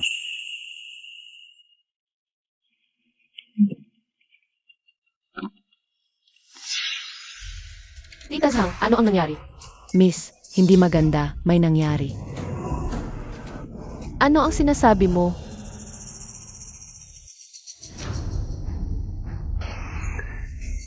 Kuya, kumusta ang bata? Manchu, huwag kang mag-alala. Dinala na ang bata sa emergency. Paano ito nangyari? Miss, imbestigahan ko na ito. Ang ina ni Si Liang Chen ang gumawa nito. Hindi ko akalain na may taong ganito kasama. Ano? Noon, dahil sa ama ni Xie Liangshen, hindi ko pinagtuunan ng pansin ang kanilang pamilya. Hindi ko inaasahan. Manchu, Ang magsaktan sa aking anak. Kahit sino man siya, gagantihan ko siya. Tumawag sa abogado. Agad na isang pa ang kaso laban sa ina ni Xie Liangshen. Para sa sadyang pananakit. opo, miss, gagawin ko na ito. Tayong mga ordinaryong tao, masaya ngayon, tayong mga ordinaryong tao. Ang saya-saya ngayon. Nakakulong ang anak kong babae. Maghihiwalay naman ang anak kong lalaki. Ikaw pa. Paano ka nakangiti? Ano ba alam mo? Maganda ang salita ni Hu Manchu na maghihiwalay sila. Pero ano nangyari? Hindi pa rin siya makalimot sa anak natin. Ayaw bitawan. Pero, hindi talaga ako papayag na. Manatili pa sa pamilya natin ang taong sinaktan ang anak kong babae. Kaya ngayon, hinarang ko ang katulong ng pamilya Hu. Naku, bakit mo hinarang ang katulong nila? Siyempre para sabihan ng katulong ng pamilya Hu, si Hu Manchu, na tumigil na sa paghabol sa anak natin. Akala ni Hu Manchu, dahil binablock niya ang numero ko, hindi ko na siya mahahanap. Panaginip lang yan. Hindi mo alam. Yung maliit na anak ni Hu Manchu, na aksidente ngayon. Sa akin lang, nararapat yan. Ano sinabi mo? Na aksidente ang bata? May kinalaman ka ba? Magsalita ka. Ano nang sigaw-sigaw mo? Kahit may kinalaman ako, ano naman? Makakasuhan pa ba ako ni Hu Manchu? Sabihin ko sa'yo, kung hindi maganda ang buhay namin, hindi rin magiging maayos ang buhay ni Hu Manchu. Ikaw, may tao ba? Tingnan mo, si Hu Manchu. Bumabalik na para humingi ng kawad sa atin. Dali, tingnan mo. May tao ba? Ikaw, sino ka? Excuse me, si MS Zaulijuan po ba? Ako, ikaw ay. Alam ko na. Pinapunta ka ni Hu Manchu, di ba? Siya, si Hu Manchu, ang naunang humingi ng hiwalay sa anak ko. Kahit magbago isip niya ngayon, hindi na namin siya kukunin ulit. Narito nga po ako para sa usapin ni MS Hu Manchu.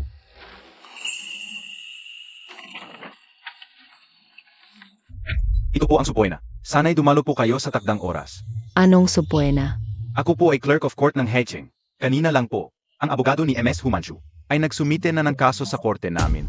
Ginagawang akusasyon ni GNG, Hu Manchu na sinadyang mong saktan, at hayagang pinagbintangan at ininsulto.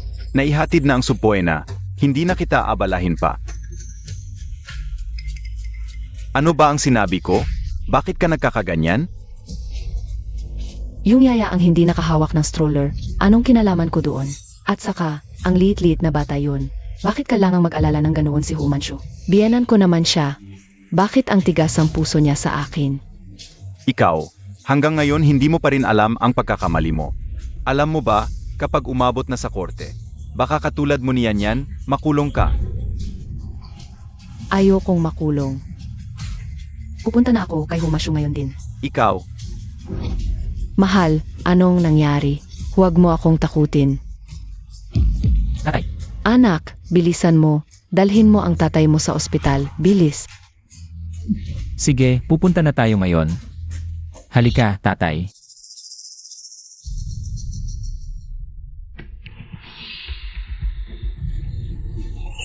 Doktor, kamusta na ang anak ko? malubha ang sugat ng bata. Kahit na may pag-asa pang malunasan, napakabihira ng RA negative na dugo niya. Baka hindi sapat ang reserbang dugo sa ospital namin hanggang matapos ang operasyon. Kung kukuha pa mula sa ibang lungsod, baka hindi na umabot sa oras. Legal negative din ang dugo ng ama ng bata. Kukontakin ko siya kaagad. Kung makakapagbigay agad ng dugo ang ama ng bata, malaki pa rin ang sansa na makalabas siya ng ligtas mula sa operasyon. Kontakin mo na siya agad. Salamat, doktor. Salamat. Nanay, bakit bigla na lang hinimatay si tatay? At, bakit may nakita akong supuena ng korte sa bahay? Ano ba talaga ang nangyari? Dahil lang kay, sa Hu Manchu na yon, ang saklap, hindi pa sapat na ipinakulong niya ang kapatid mo. Ngayon naman, isasakdal niya kami ng tatay mo sa pagmamaltrato. Ano ba? Napakatigas talaga ng puso niya.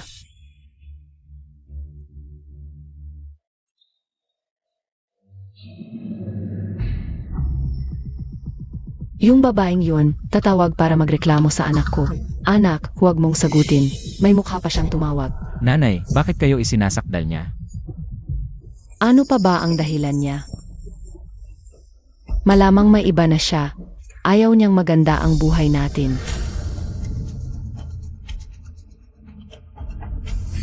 Anak, ganyan na ang kalagayan ng tatay mo ngayon. Huwag mo nang sayangin ang oras mo sa kanya. Ang importante ngayon, dalhin mo agad ang tatay mo sa ospital. Bilisan mo. Bilisan mo ang pagmamaneho. Huwag muna kayong magpanik. Mag-isip kami ni Yanan ng ibang paraan. Sasama ako sa inyo. Hindi, Manshu. Ako at si Chairman Hu ang pupunta. Ikaw ang mag-alaga sa bata dito. Sige na nga.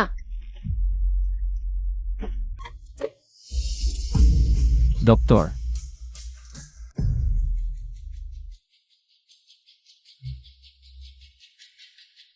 Doktor. Nurse. Tulong. Doktor, tulungan niyo po. Parang nakita ko yung dating asawa ni MS Hu. Baka nagkakamali ka. Hindi ako nagkakamali. Naging trending pa nga ang hiwalayan ni MS Hu. Sigurado ako, yun yung dating asawa ni MS Hu. Nasa kwarto 402.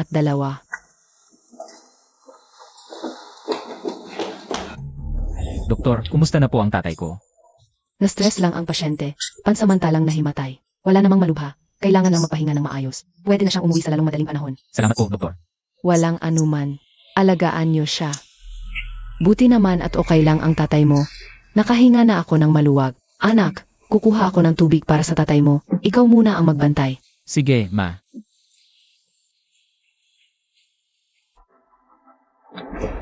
Ma, ang bilis mo namang bumalik. Si Liang Shen. Manshu, paano mo pa napagtyagaan pumunta dito? Tignan mo nga ang itsura ng tatay ko ngayon. Manshu, mag-asawa pa rin naman tayo noon. Kailangan ba talagang ganyan kakabagsik? Ikaw, Si Liang Shen, importante ang kailangan sa'yo. Sumama ka na agad sa akin. Manshu. Akala ko dati, galit ka lang dahil hindi kita naalagaan ng maayos. Pero hindi ko inakalang ganito kabagsik ang puso mo. Nakaratay na sa kama ang tatay ko, hindi mo man lang tinanong kung kumusta siya. Bato ba ang puso mo? Himatay lang ang tatay mo, pero alam mo ba? Ano ang dapat kong malaman? Ang alam ko lang, mabuti sa'yo ang tatay ko noon. Hindi mo dapat siya ginaganyan. Huwag mong kalimutan, mag-asawa pa rin tayo, at tatay ko pa rin siya. Parang naiintindihan ko na.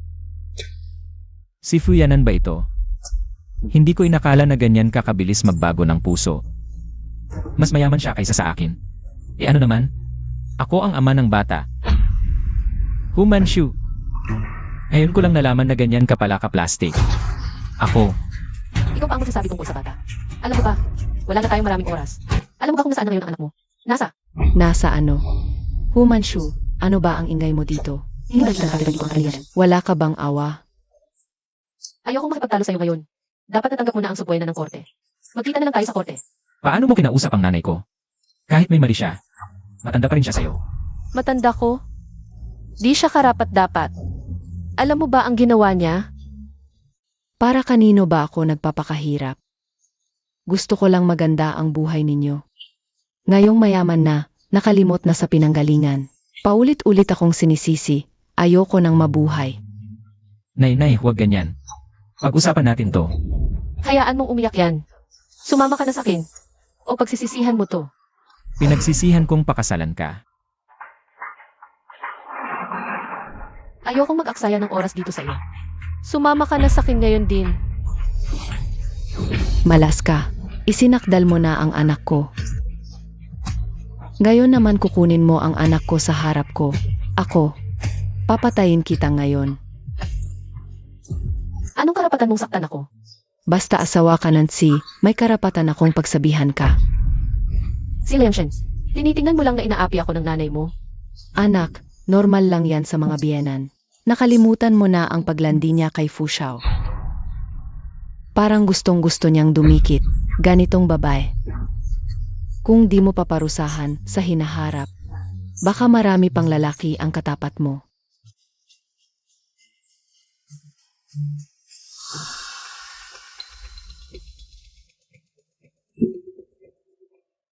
Kulang na ang dugo, tawagan agad ang pamilya ng pasyente. Sage, agad. Tiyak tawag mula sa isisi. Ibigay mo ang telepono. Huwag. Si Liang Shen, pagsisisihan mo to. Tiyak. Ang anak ko ang magsisisi. Ikaw ang dapat magsisisi. Sumang-ayon na ang kapitan. Ipakikilala ang anak niya sa anak ko. Kung matino ka, huwag mo nang guluhin pa ang anak ko. Kung kanino man ang anak mo, wala akong pakialam. Narinig mo, anak, wala siyang pakialam sa'yo. Bakit ka nagpupumilit sa kanya? At isasakdal pa niya ako. Isasakdal. Huwag kang mag-alala. Papayagin kong iurong niya ang kaso. Fu Manchu, hindi ko inakalang magiging ganito ka. Pero bilang asawa mo, hindi kita iiwan. Mag-sorry ka lang kay Nay at pangakuan mong urong ang kaso. Magiging maayos ang buhay natin. Narinig mo, swerte mo sa anak ko. Napakaswerte mo sa buhay mo. Pero sa tingin ko, tinatawag mo pa rin akong ina. Pwede kang maging pabaya, pero dahil sa anak ko, hindi kita pag-initan. Pero kailangan mong i-withdraw ang kaso. Pwede kong pag-isipan. Pwede kang manatiling biyenan ko sa pamilya Tsi. Sasabihin ko sa'yo, hanggang sa mamatay ako, isasampa ko ang kaso. Ikaw na babae. Hindi pa ba sapat ang pinsalang ginawa mo sa pamilya namin? Napakalupit ng puso mo. Pinapatay mo na ang anak ko. Bakit ako dapat maging mabait sa'yo? Ano sabi? Nakahiga ang anak mo ngayon sa emergency room. Naghihintay siya ng dugo mo. At lahat ng ito ay dahil sa nanay mo. Anak, niloloko ka niya, bagong panganak na bata. Hindi naman siya makatalon o tumakbo. Anong mangyayari sa kanya? Ikaw ang pinakaalam. Ano ang alam ko mula nang ipanganak ang bata? Pinakita mo ba sa amin kahit isang bises? Kahit tingnan man lang ay hindi ko nagawa. Huwag kang magsinungaling dito. Kung nagsisinungaling ako o hindi, malinaw ang nakasulat sa demanda. Anak, paloloko lang niya yan. Hindi yan totoo. Ina, ibigay mo sa akin ang demanda. Anak, mas pinaniniwalaan mo pa ang masamang babaeng ito kaysa sa akin. Nakalimutan mo na ba kung gaano kalaki ang pinsalang ginawa niya sa pamilya natin? Siya ang nagdala sa kapatid mo sa kulungan, sabi ng pulis. Hindi bababa sa 10 taon siya sa loob. Ibigay mo sa akin ang demanda.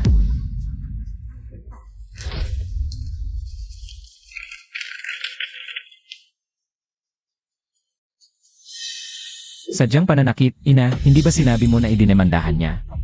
Ikaw at si tatay ang nananakit sa kanya. Ako. Sinadya ng nanay mo kaninang umaga na makipag-away kay Jiashang.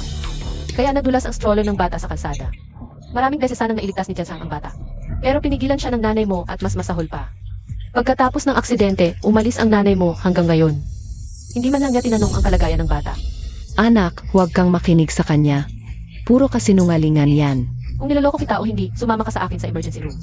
Tingnan mo na lang, nakahiga ang bata sa emergency room. Naghihintay siya ng dugo mo. Anak, hindi ka pwedeng sumama sa kanya kung talagang sasama ka.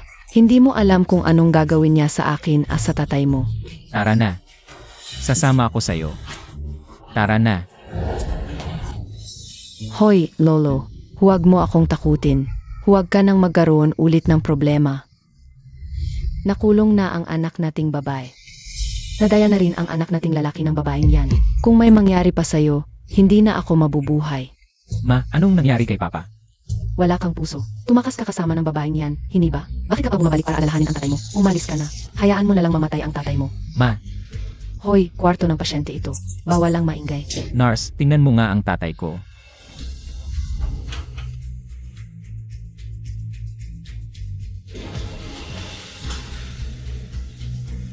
Wala namang malubhang problema sa katawan ng pasyente. Pero dapat bantayan ninyo ang kanyang kalagayan. Kung may problema, kondakin nyo agad kami. Okay lang si Papa, umalis na tayo. Anak, di ka pwedeng umalis. Sabi nga ng nurse, kailangan may mag-alaga sa tatay mo. Magtatanong lang ako, sa emergency room ba ngayon? May bata bang inaagapan? Sa regular ward lang ako. Di ko alam ang ibang bagay. Anak, kita mo, sabi ko sa'yo, niloko ka. Kung may emergency na malaki, paano, di malalaman ng mga tao sa ospital? Sa regular ward lang siya, di niya alam ang nangyayari sa AC. Huwag kang magpaloko. Tiyak binayaran mo ang mga tao sa ospital. Nagsabuatan kayo para magdrama. Ang yaman-yaman mo. Madali lang sa pamilya nyo na bayan ang isang nurse. Si Liang Shen, kung walang nangyari sa bata. Bakit kita lulukuhin? Anong bakit? Ayaw mo lang na mabuti para sa pamilya namin.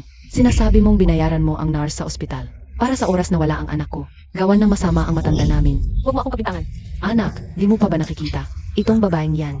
Ipinakulong ang kapatid mo, tapos gusto niyang patayin ang tatay mo. Gusto niyang ipakulong din ako. Gusto niyang sirain ang pamilya natin. Wasakin ito. Para wala kang kamag-anak. Wala na akong oras para sayangin sa'yo. Tara, bilisan natin. Fu Manchu, nakaratay pa ang tatay ko sa kama. Paano mo nagawa to? Para sirain ang pamilya namin. Nagsinungaling ka pa tungkol sa buhay ng bata. Hindi ako nagsinungaling. Nanay mo ang nagsisinungaling. Anak, nainig mo. Hanggang ngayon, pinag-init ka pa niya, kung hindi dahil sa kanya. Bakit nandito ang tatay mo? Anak, isipin mong mabuti. Mula nang makita niya ang tatay mo, nagkaroon ba siya ng isang salitang nagpapakita ng pagmamalasakit? Malinaw na gusto niyang hindi na magising ang tatay mo. Bago pa tayo magdiborsyo, asawa ka pa rin ng pamilya Xi. Nakoma ang tatay ko ngayon, asawa mo ako ngayon. May obligasyon at responsibilidad ka na alagaan siya dito. Hindi lang dapat alagaan, dapat ka ring lumuhod at humingi ng tawad sa tatay mo. Kalimutan mo na yan, hindi ako luluhod. Lalo na hindi ako mananatili dito. Manshu, bakit ka nagkaganito? Saan na yung dating masunurin at mapagmahal sa pamilya mo? Tama ba? Si Fuyanan ba ang nag-utos sa'yo nito? Itigil mo na iyang pagiging mapanghusga. Si Fuyanan, 10,000 beses na mas mabuti siya kaysa sa'yo. Kung ayaw mong sumama sa akin, wala akong magagawa kundi ipilit sa ospital na magpadugo ka. Asawa mo ako ngayon, hindi ka pwedeng umalis. Hindi pa rin nakukontak ang pamilya ng pasyente. Hindi sumasagot sa tawag ang pamilya ng pasyente. Ipagpatuloy ang pagtawag. Kailangan mahanap agad ang pinagkukunan ng dugo. Kung hindi, talagang mahuhuli na. Sage.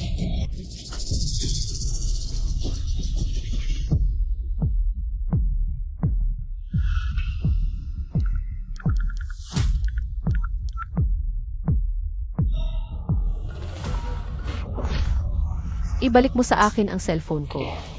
Gusto mo ng telepono. Lumuhod ka at humingi ng tawad sa matanda kong asawa.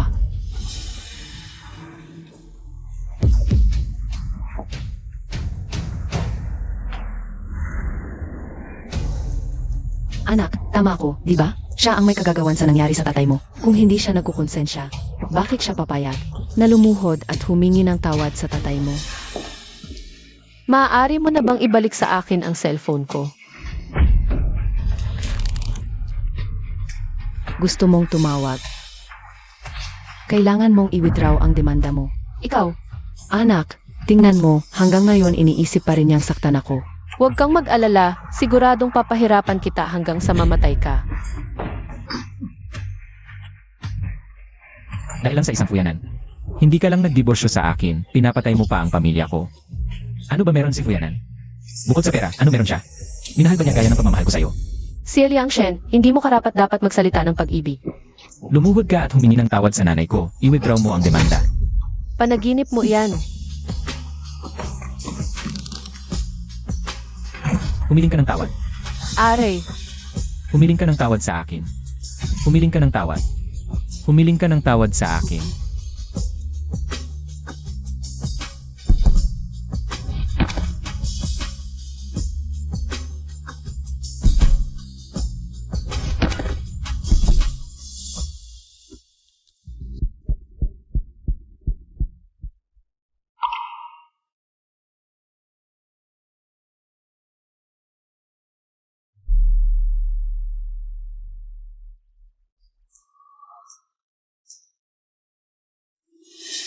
Hindi pa rin nakukontak ang pamilya ng pasyente. Hindi sumasagot sa tawag ang pamilya ng pasyente. Hindi na naagapan ang pasyente. Patay na siya. Ikaw na ang bahala sa labi ng pasyente. Ako na ang kukontak sa pamilya. ang pasyente ay napakabata pa. Hanggang sa kamatayan ay hindi na nakita. Ang huling tingin sa kanyang ama. Kapag nalaman ng kanyang ama, siguradong masasaktan siya.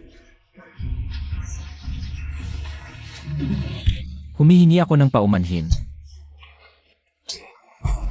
Cellphone. Ibigay mo sa akin ang telepono. Huwag mong hayaang sagutin niya yan. Tiyak tawag yan ni Jifu. Ikaw, kailangan mong sagutin ang tawag na ito. Kung hindi mo sasagutin, magsisisi ka.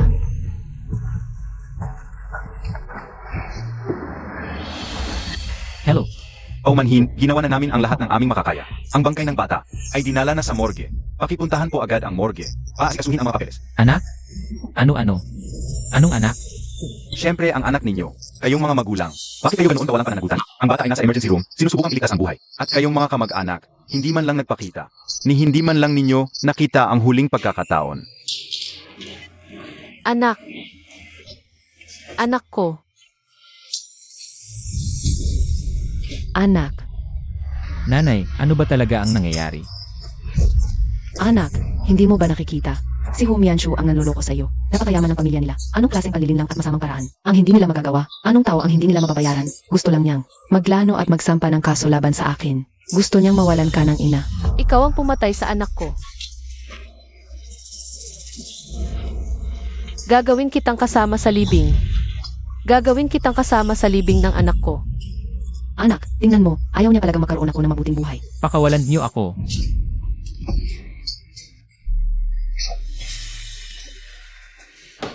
Anak, baka naman. Nagkapanggap lang palang patay. Anak, tingnan mo, noong una. Ginamit niya ang bata para magpanggap na patay at linlangin ka para maawa ka. Ngayon, siya mismo ang nagpapanggap na patay. Huwag kang maawa. Nanay, hindi pwedeng biruin ang buhay ng bata. Tatawag ako ngayon sa doktor. Para malaman kung ano talaga ang nangyari.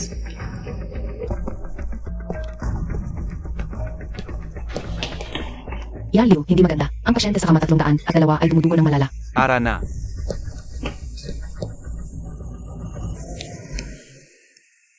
Ang pamilya nila, ang Ho, yung tumawag kanina. Binayaran lang nila yon para linlangin ka. Buti na lang. Nakinig ka sa akin at hindi sumama kay Ho Mianshu. Kung hindi, kung umalis ka, ang pamilya nila sa likod mo. Hindi mo alam kung ano ang gagawin nila sa tatay mo. Bakit naging ganito si Mayanshu? Huwag muna nating isipin yan. Ngayon, papirmahin mo siya ng kasulatan na hindi na siya magsasampa ng kaso laban sa akin. At sa hinaharap, hindi na siya magsasampa ng kaso laban sa sinuman sa ating pamilya. Anak, hindi ka na pwedeng maging masyadong mabait. Kung talagang magsasampa siya ng kaso, wala ka ng ina. CJ,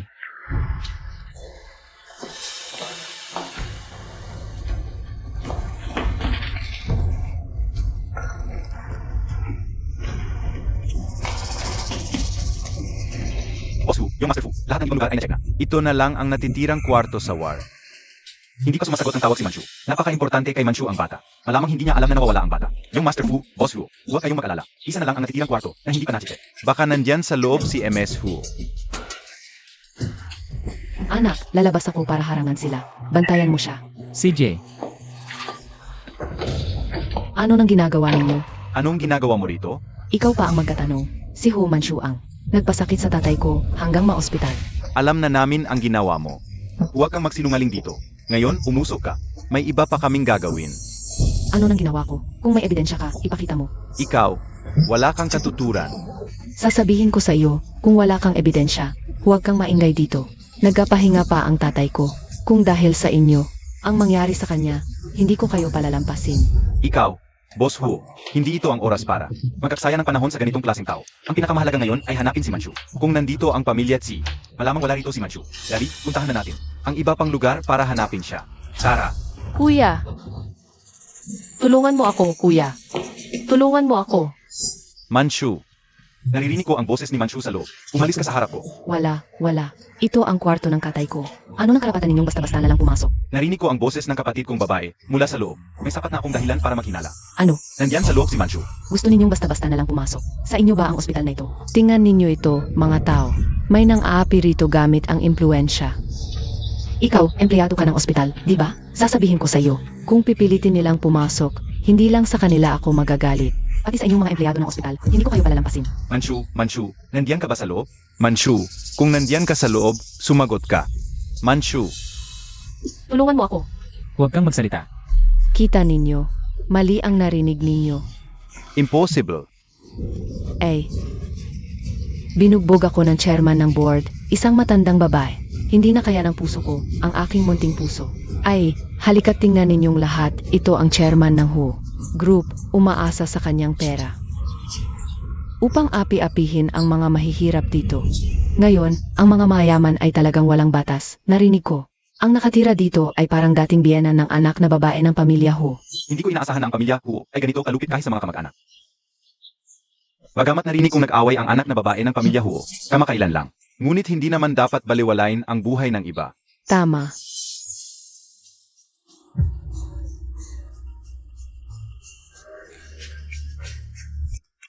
Naririnig ang ringtone ng telepono sa loob. Chairman Hu. Huwag kang magsinungaling, bakit hindi ko narinig? Sasabihin ko sa inyo, kung maglakas loob kayong pumasok, ipaglalaban ko kayo ngayon hanggang sa huli. Manchu. Ikaw ay isang basura. Anak, ang aking anak. Ayos lang, nandito si Kuya. Alam na namin ni Chairman Hu ang lahat. Humanshu, hindi pa tayo diborsyado. Wala ka bang hiya? Sinaktan mo ang aking anak. Hindi ka karapat-dapat na kausapin ang aking kapatid na babae. Hindi ako karapat-dapat dahil wala akong hiya tulad ng kapatid mong babae. Sino ang walang hiya ang sinasabi mo? Chairman Ho, ang kapatid mong babae ay hindi pa diborsyado sa akin. Nakikipagkalituhan na sa ibang lalaki, gusto pa niya. Ipasok ang nanay ko sa bilangguan at pinagbintangan pa ang nanay ko. Kung hindi dahil sa kanya, bakit patuloy na nakahiga ang tatay ko sa ospital? At walang malay. Sinasabi mong pinagbintangan ng kapatid kong babae ang pamilya mo. Wala bang ibang ginagawa ang kapatid ko? Hindi ko alam kung bakit nakahiga ang tatay mo ngayon doon. Ngunit malinaw kong masasabi sa iyo, ang kapatid kong babae, hindi niya pinagbintangan ang nanay mo. Si Liang Chen. Patay na ang anak mo, at ang pumatay sa iyong anak ay ang nanay mo. Ano? Anong sinasabi mo? Ngayon ang bata ay nakahiga sa morgue. Anong sinisigaw mo? Sinasabi mong nasa morgue. Nasa morgue nga. Alam ba ninyong lahat? Simula nang magpakasal si Hu Manchu sa amin, pinagsilbihan namin siya ng masasarap na pagkain at inumin. Ngunit hindi siya nasisiyahan. Nagdadalang tao siya ng anak ng aking anak. Ngunit nanliligaw pa sa ibang lalaki. Ang anak ko, aya sa bata, ayaw makipaghiwalay sa kanya. Pero para lang makawala sa anak ko, nagsinungaling siya ng walang awa. Sabi niya patay na ang anak niya at dininay pa niya ako. Ako ang pumatay sa apo ko. Hindi ko inakala. Ang yayaman, ang gulo ng buhay. Naalala ko, nabalita sa trending ngayon, yung babaeng Hu at si Fu Xiao. Magkasama nga talaga sila. Walang hiya talaga, gagawin lahat para makipaghiwalay. Tandaan natin to, mula ngayon, lahat ng produkto ng Fu at Hu, huwag na nating bilhin. Excuse po, magandang araw, Director. Sa wakas, nakita ko kayo, mga kamag-anak ng pasyente. Ito ang death certificate ng bata. Kunin nyo ito para maasikaso ang libing. Death certificate. Anong ibig sabihin yan? Anak ni MS Hu, bagong panganak lang. Sayang. Dilatan mo ang mata mo at tingnan mabuti. Naniniwala ka pa bang nagsisinungaling ako?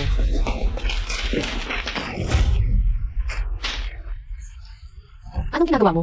Nababaliw ka na, pinunit mo pa ang death certificate. Anak, huwag kang maniwala sa kanila. Yang death certificate, fake yan sigurado. Fake ang death certificate, illegal yan. Mayaman kayo, kayang-kaya niyong baluktutin ang batas dito sa Haicheng. Anong illegal na bagay ang hindi niyo magagawa? Wala akong ginawang masama sa pamilya niyo. Kahit nung buntis ako at nasa probinsya, nagtrabaho pa rin ako para sa inyo. Ang lupit mo.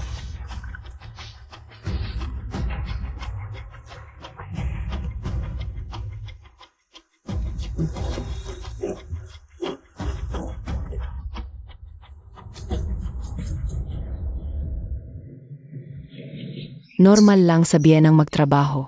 Anong ikinagagalit mo? Kung talagang mahal mo ang pamilya namin, bakit itinago mo ang yaman niyo? Pinagtrabaho mo pa ang asawa mo para buhayin ka. Ang pamilya namin, hindi kumain ng kahit piso mula sa inyo. Huwag kang magpanggap. Hanggang kailan ka magkakamali ng magkakamali? Mahal, nagising ka rin. Kinabahan ako. Ikaw pa ang may ganang magsalita. Dahil kanino ako napunta rito? Tatay, bakit mo naman sinasabi yan? Alam mo ba kung gaano ka nag-alala si nanay nang mawalan ka ng malay? Kung pwede lang, sana. Hindi na ako nagising. Kasalanan. Tatay, bakit mo sinasabi yan? Ano to? Tatay, anong ginagawa mo? Umalis ka diyan. Anak, ang pamilya namin ang may utang sa'yo. Ang pamilya namin din ang nagkasala sa'yo, kahit na wala akong malay at hindi makapagsalita. Narinig ko lahat. Huwag kang mag-alala. Hindi mo kailangang magsumbong. Ako mismo ang maghahatid sa nanay ni Liang Chen sa presinto para mag-surrender.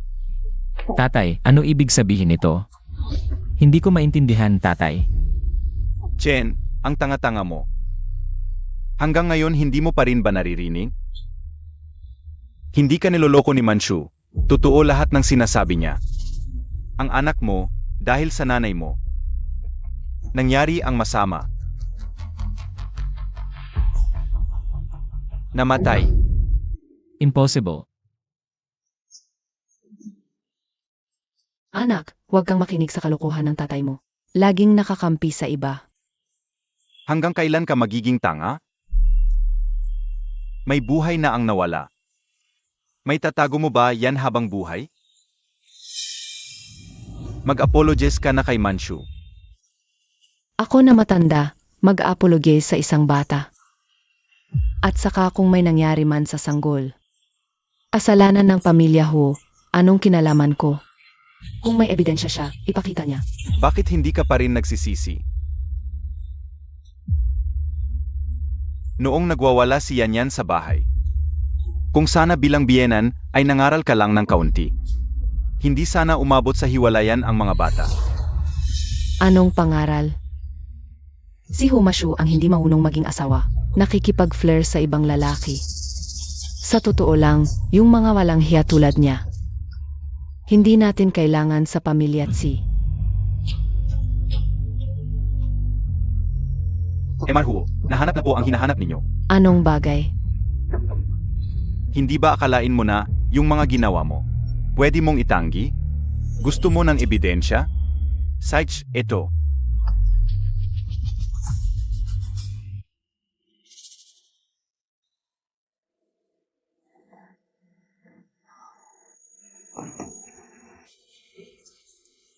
Nakita mo na? Ikaw pala. Niloloko mo lang ako.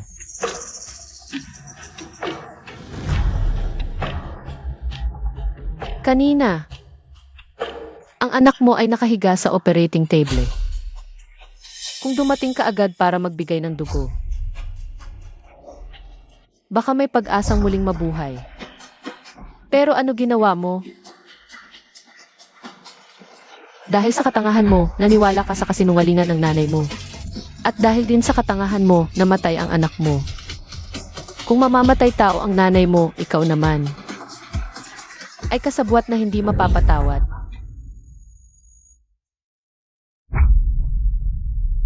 Ako. Ako ang hindi nagmadaling iligtas ang anak ko. Anak, Ako ang may kasalanan sa kanya.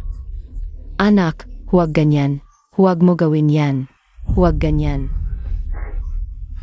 Bakit mo ginawa yon? Paano mo nagawa ang ganoong kalupitan? Napakabata pa niya. Nagsisimula pa lang ang buhay niya. Paano mo nagawa ang ganoong kalupitan?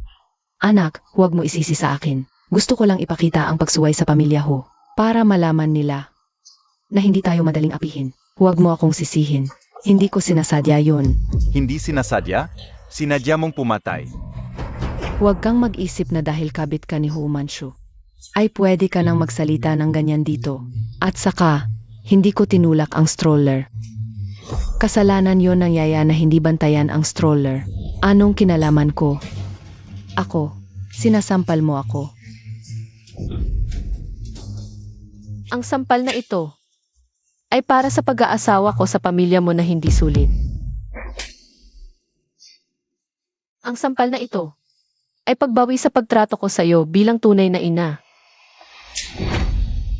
Ang sampal na ito ay tubo sa paglilingkod ko sa iyo ng buong puso. At ang utang mo sa anak ko, babayaran mo ng dugo.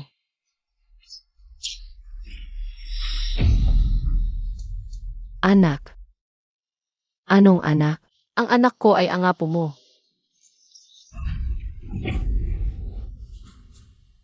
Niloloko mo ako. Isang babae yon, paano magiging angapo ko? Huwag mo akong lokohin. Narinig ko mismo sa labas ng delivery room. Isang babae yon. Nakalimutan kong sabihin, nagkamali ang nurse. Tulad mo, karapat-dapat ka bang lokohin ng kapatid ko? Lahat kayo niloloko ako. Nagkunsaba kayo para lokohin ako. Ang babaeng si Hu Manchu, ganyan ang ginawa sa pamilya natin. Upurihin ka ng langit. Hindi ka talaga magkakaanak na lalaki. Lokohan lang yan. Lokohan. Sa hospital records at death certificate. Malinaw na nakasulat ang kasarian ng bata.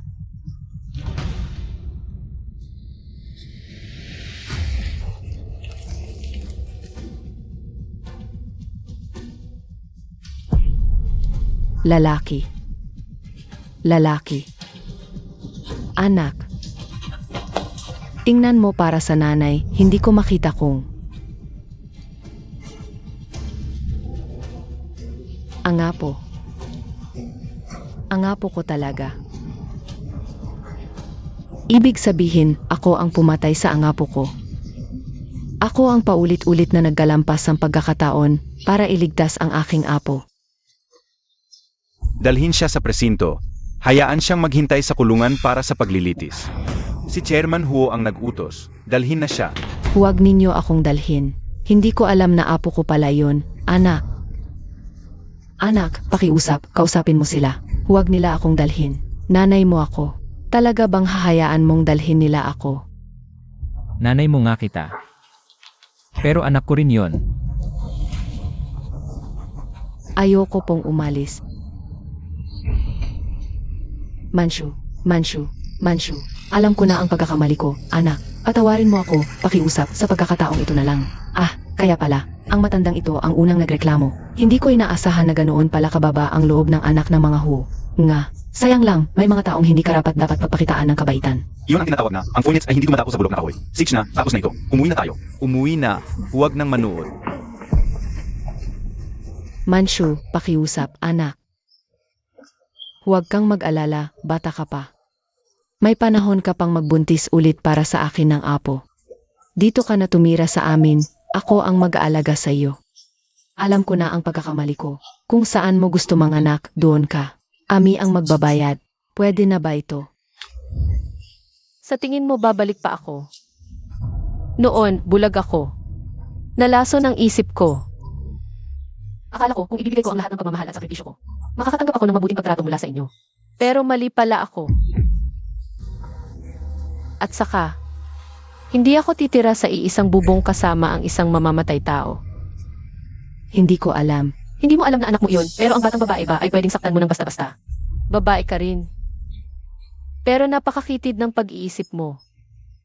Mas gusto mo ang lalaki kaysa babae. Hindi ka karapat dapat maging lola. Hindi ka rin karapat dapat maging tao. Mayaman kayo, bakit kayo napakalupit sa pamilya ko? Kung hindi dahil sa paghihiwalay na gusto mo noon, hindi sana naging ganito ang sitwasyon.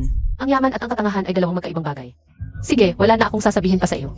Sa nalalabi mong buhay, sa kulungan ka na lang maghintay sa parusa mo. Dalhin na siya. Anak, iligtas mo ako. Ayoko pumunta doon. Ang nangyari ngayon, nakakaabala sa iyo. Anak, kami ng pamilya Tsi ang may kasalanan sa iyo. Tito, magpahinga ka na mabuti. Hindi na kita abalahin pa. Manshu,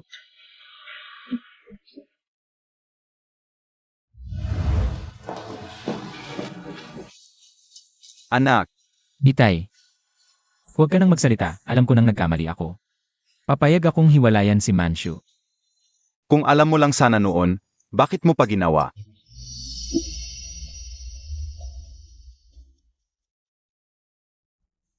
Tayo na. Sabay natin siyang ihatid sa huling paglalakbay.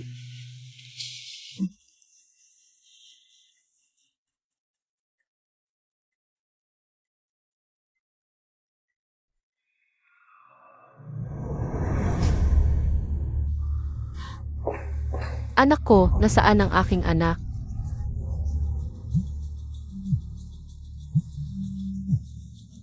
Hello. Ano bang sinasabi mo?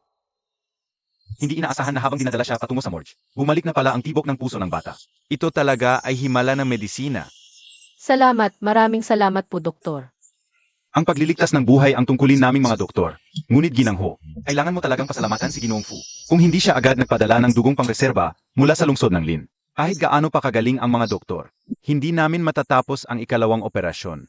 Puntahan mo na lang muna ang anak mo. Pupunta muna ako sa iba pang pasyente. Tawagin mo lang ako kung may kailangan ka. Salamat. Sage,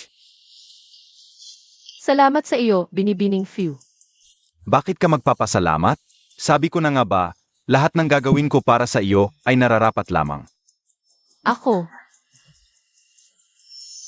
Gising ka na, Manshu. anak ko. Sinindak mo talaga ako, anak. Gising ka na.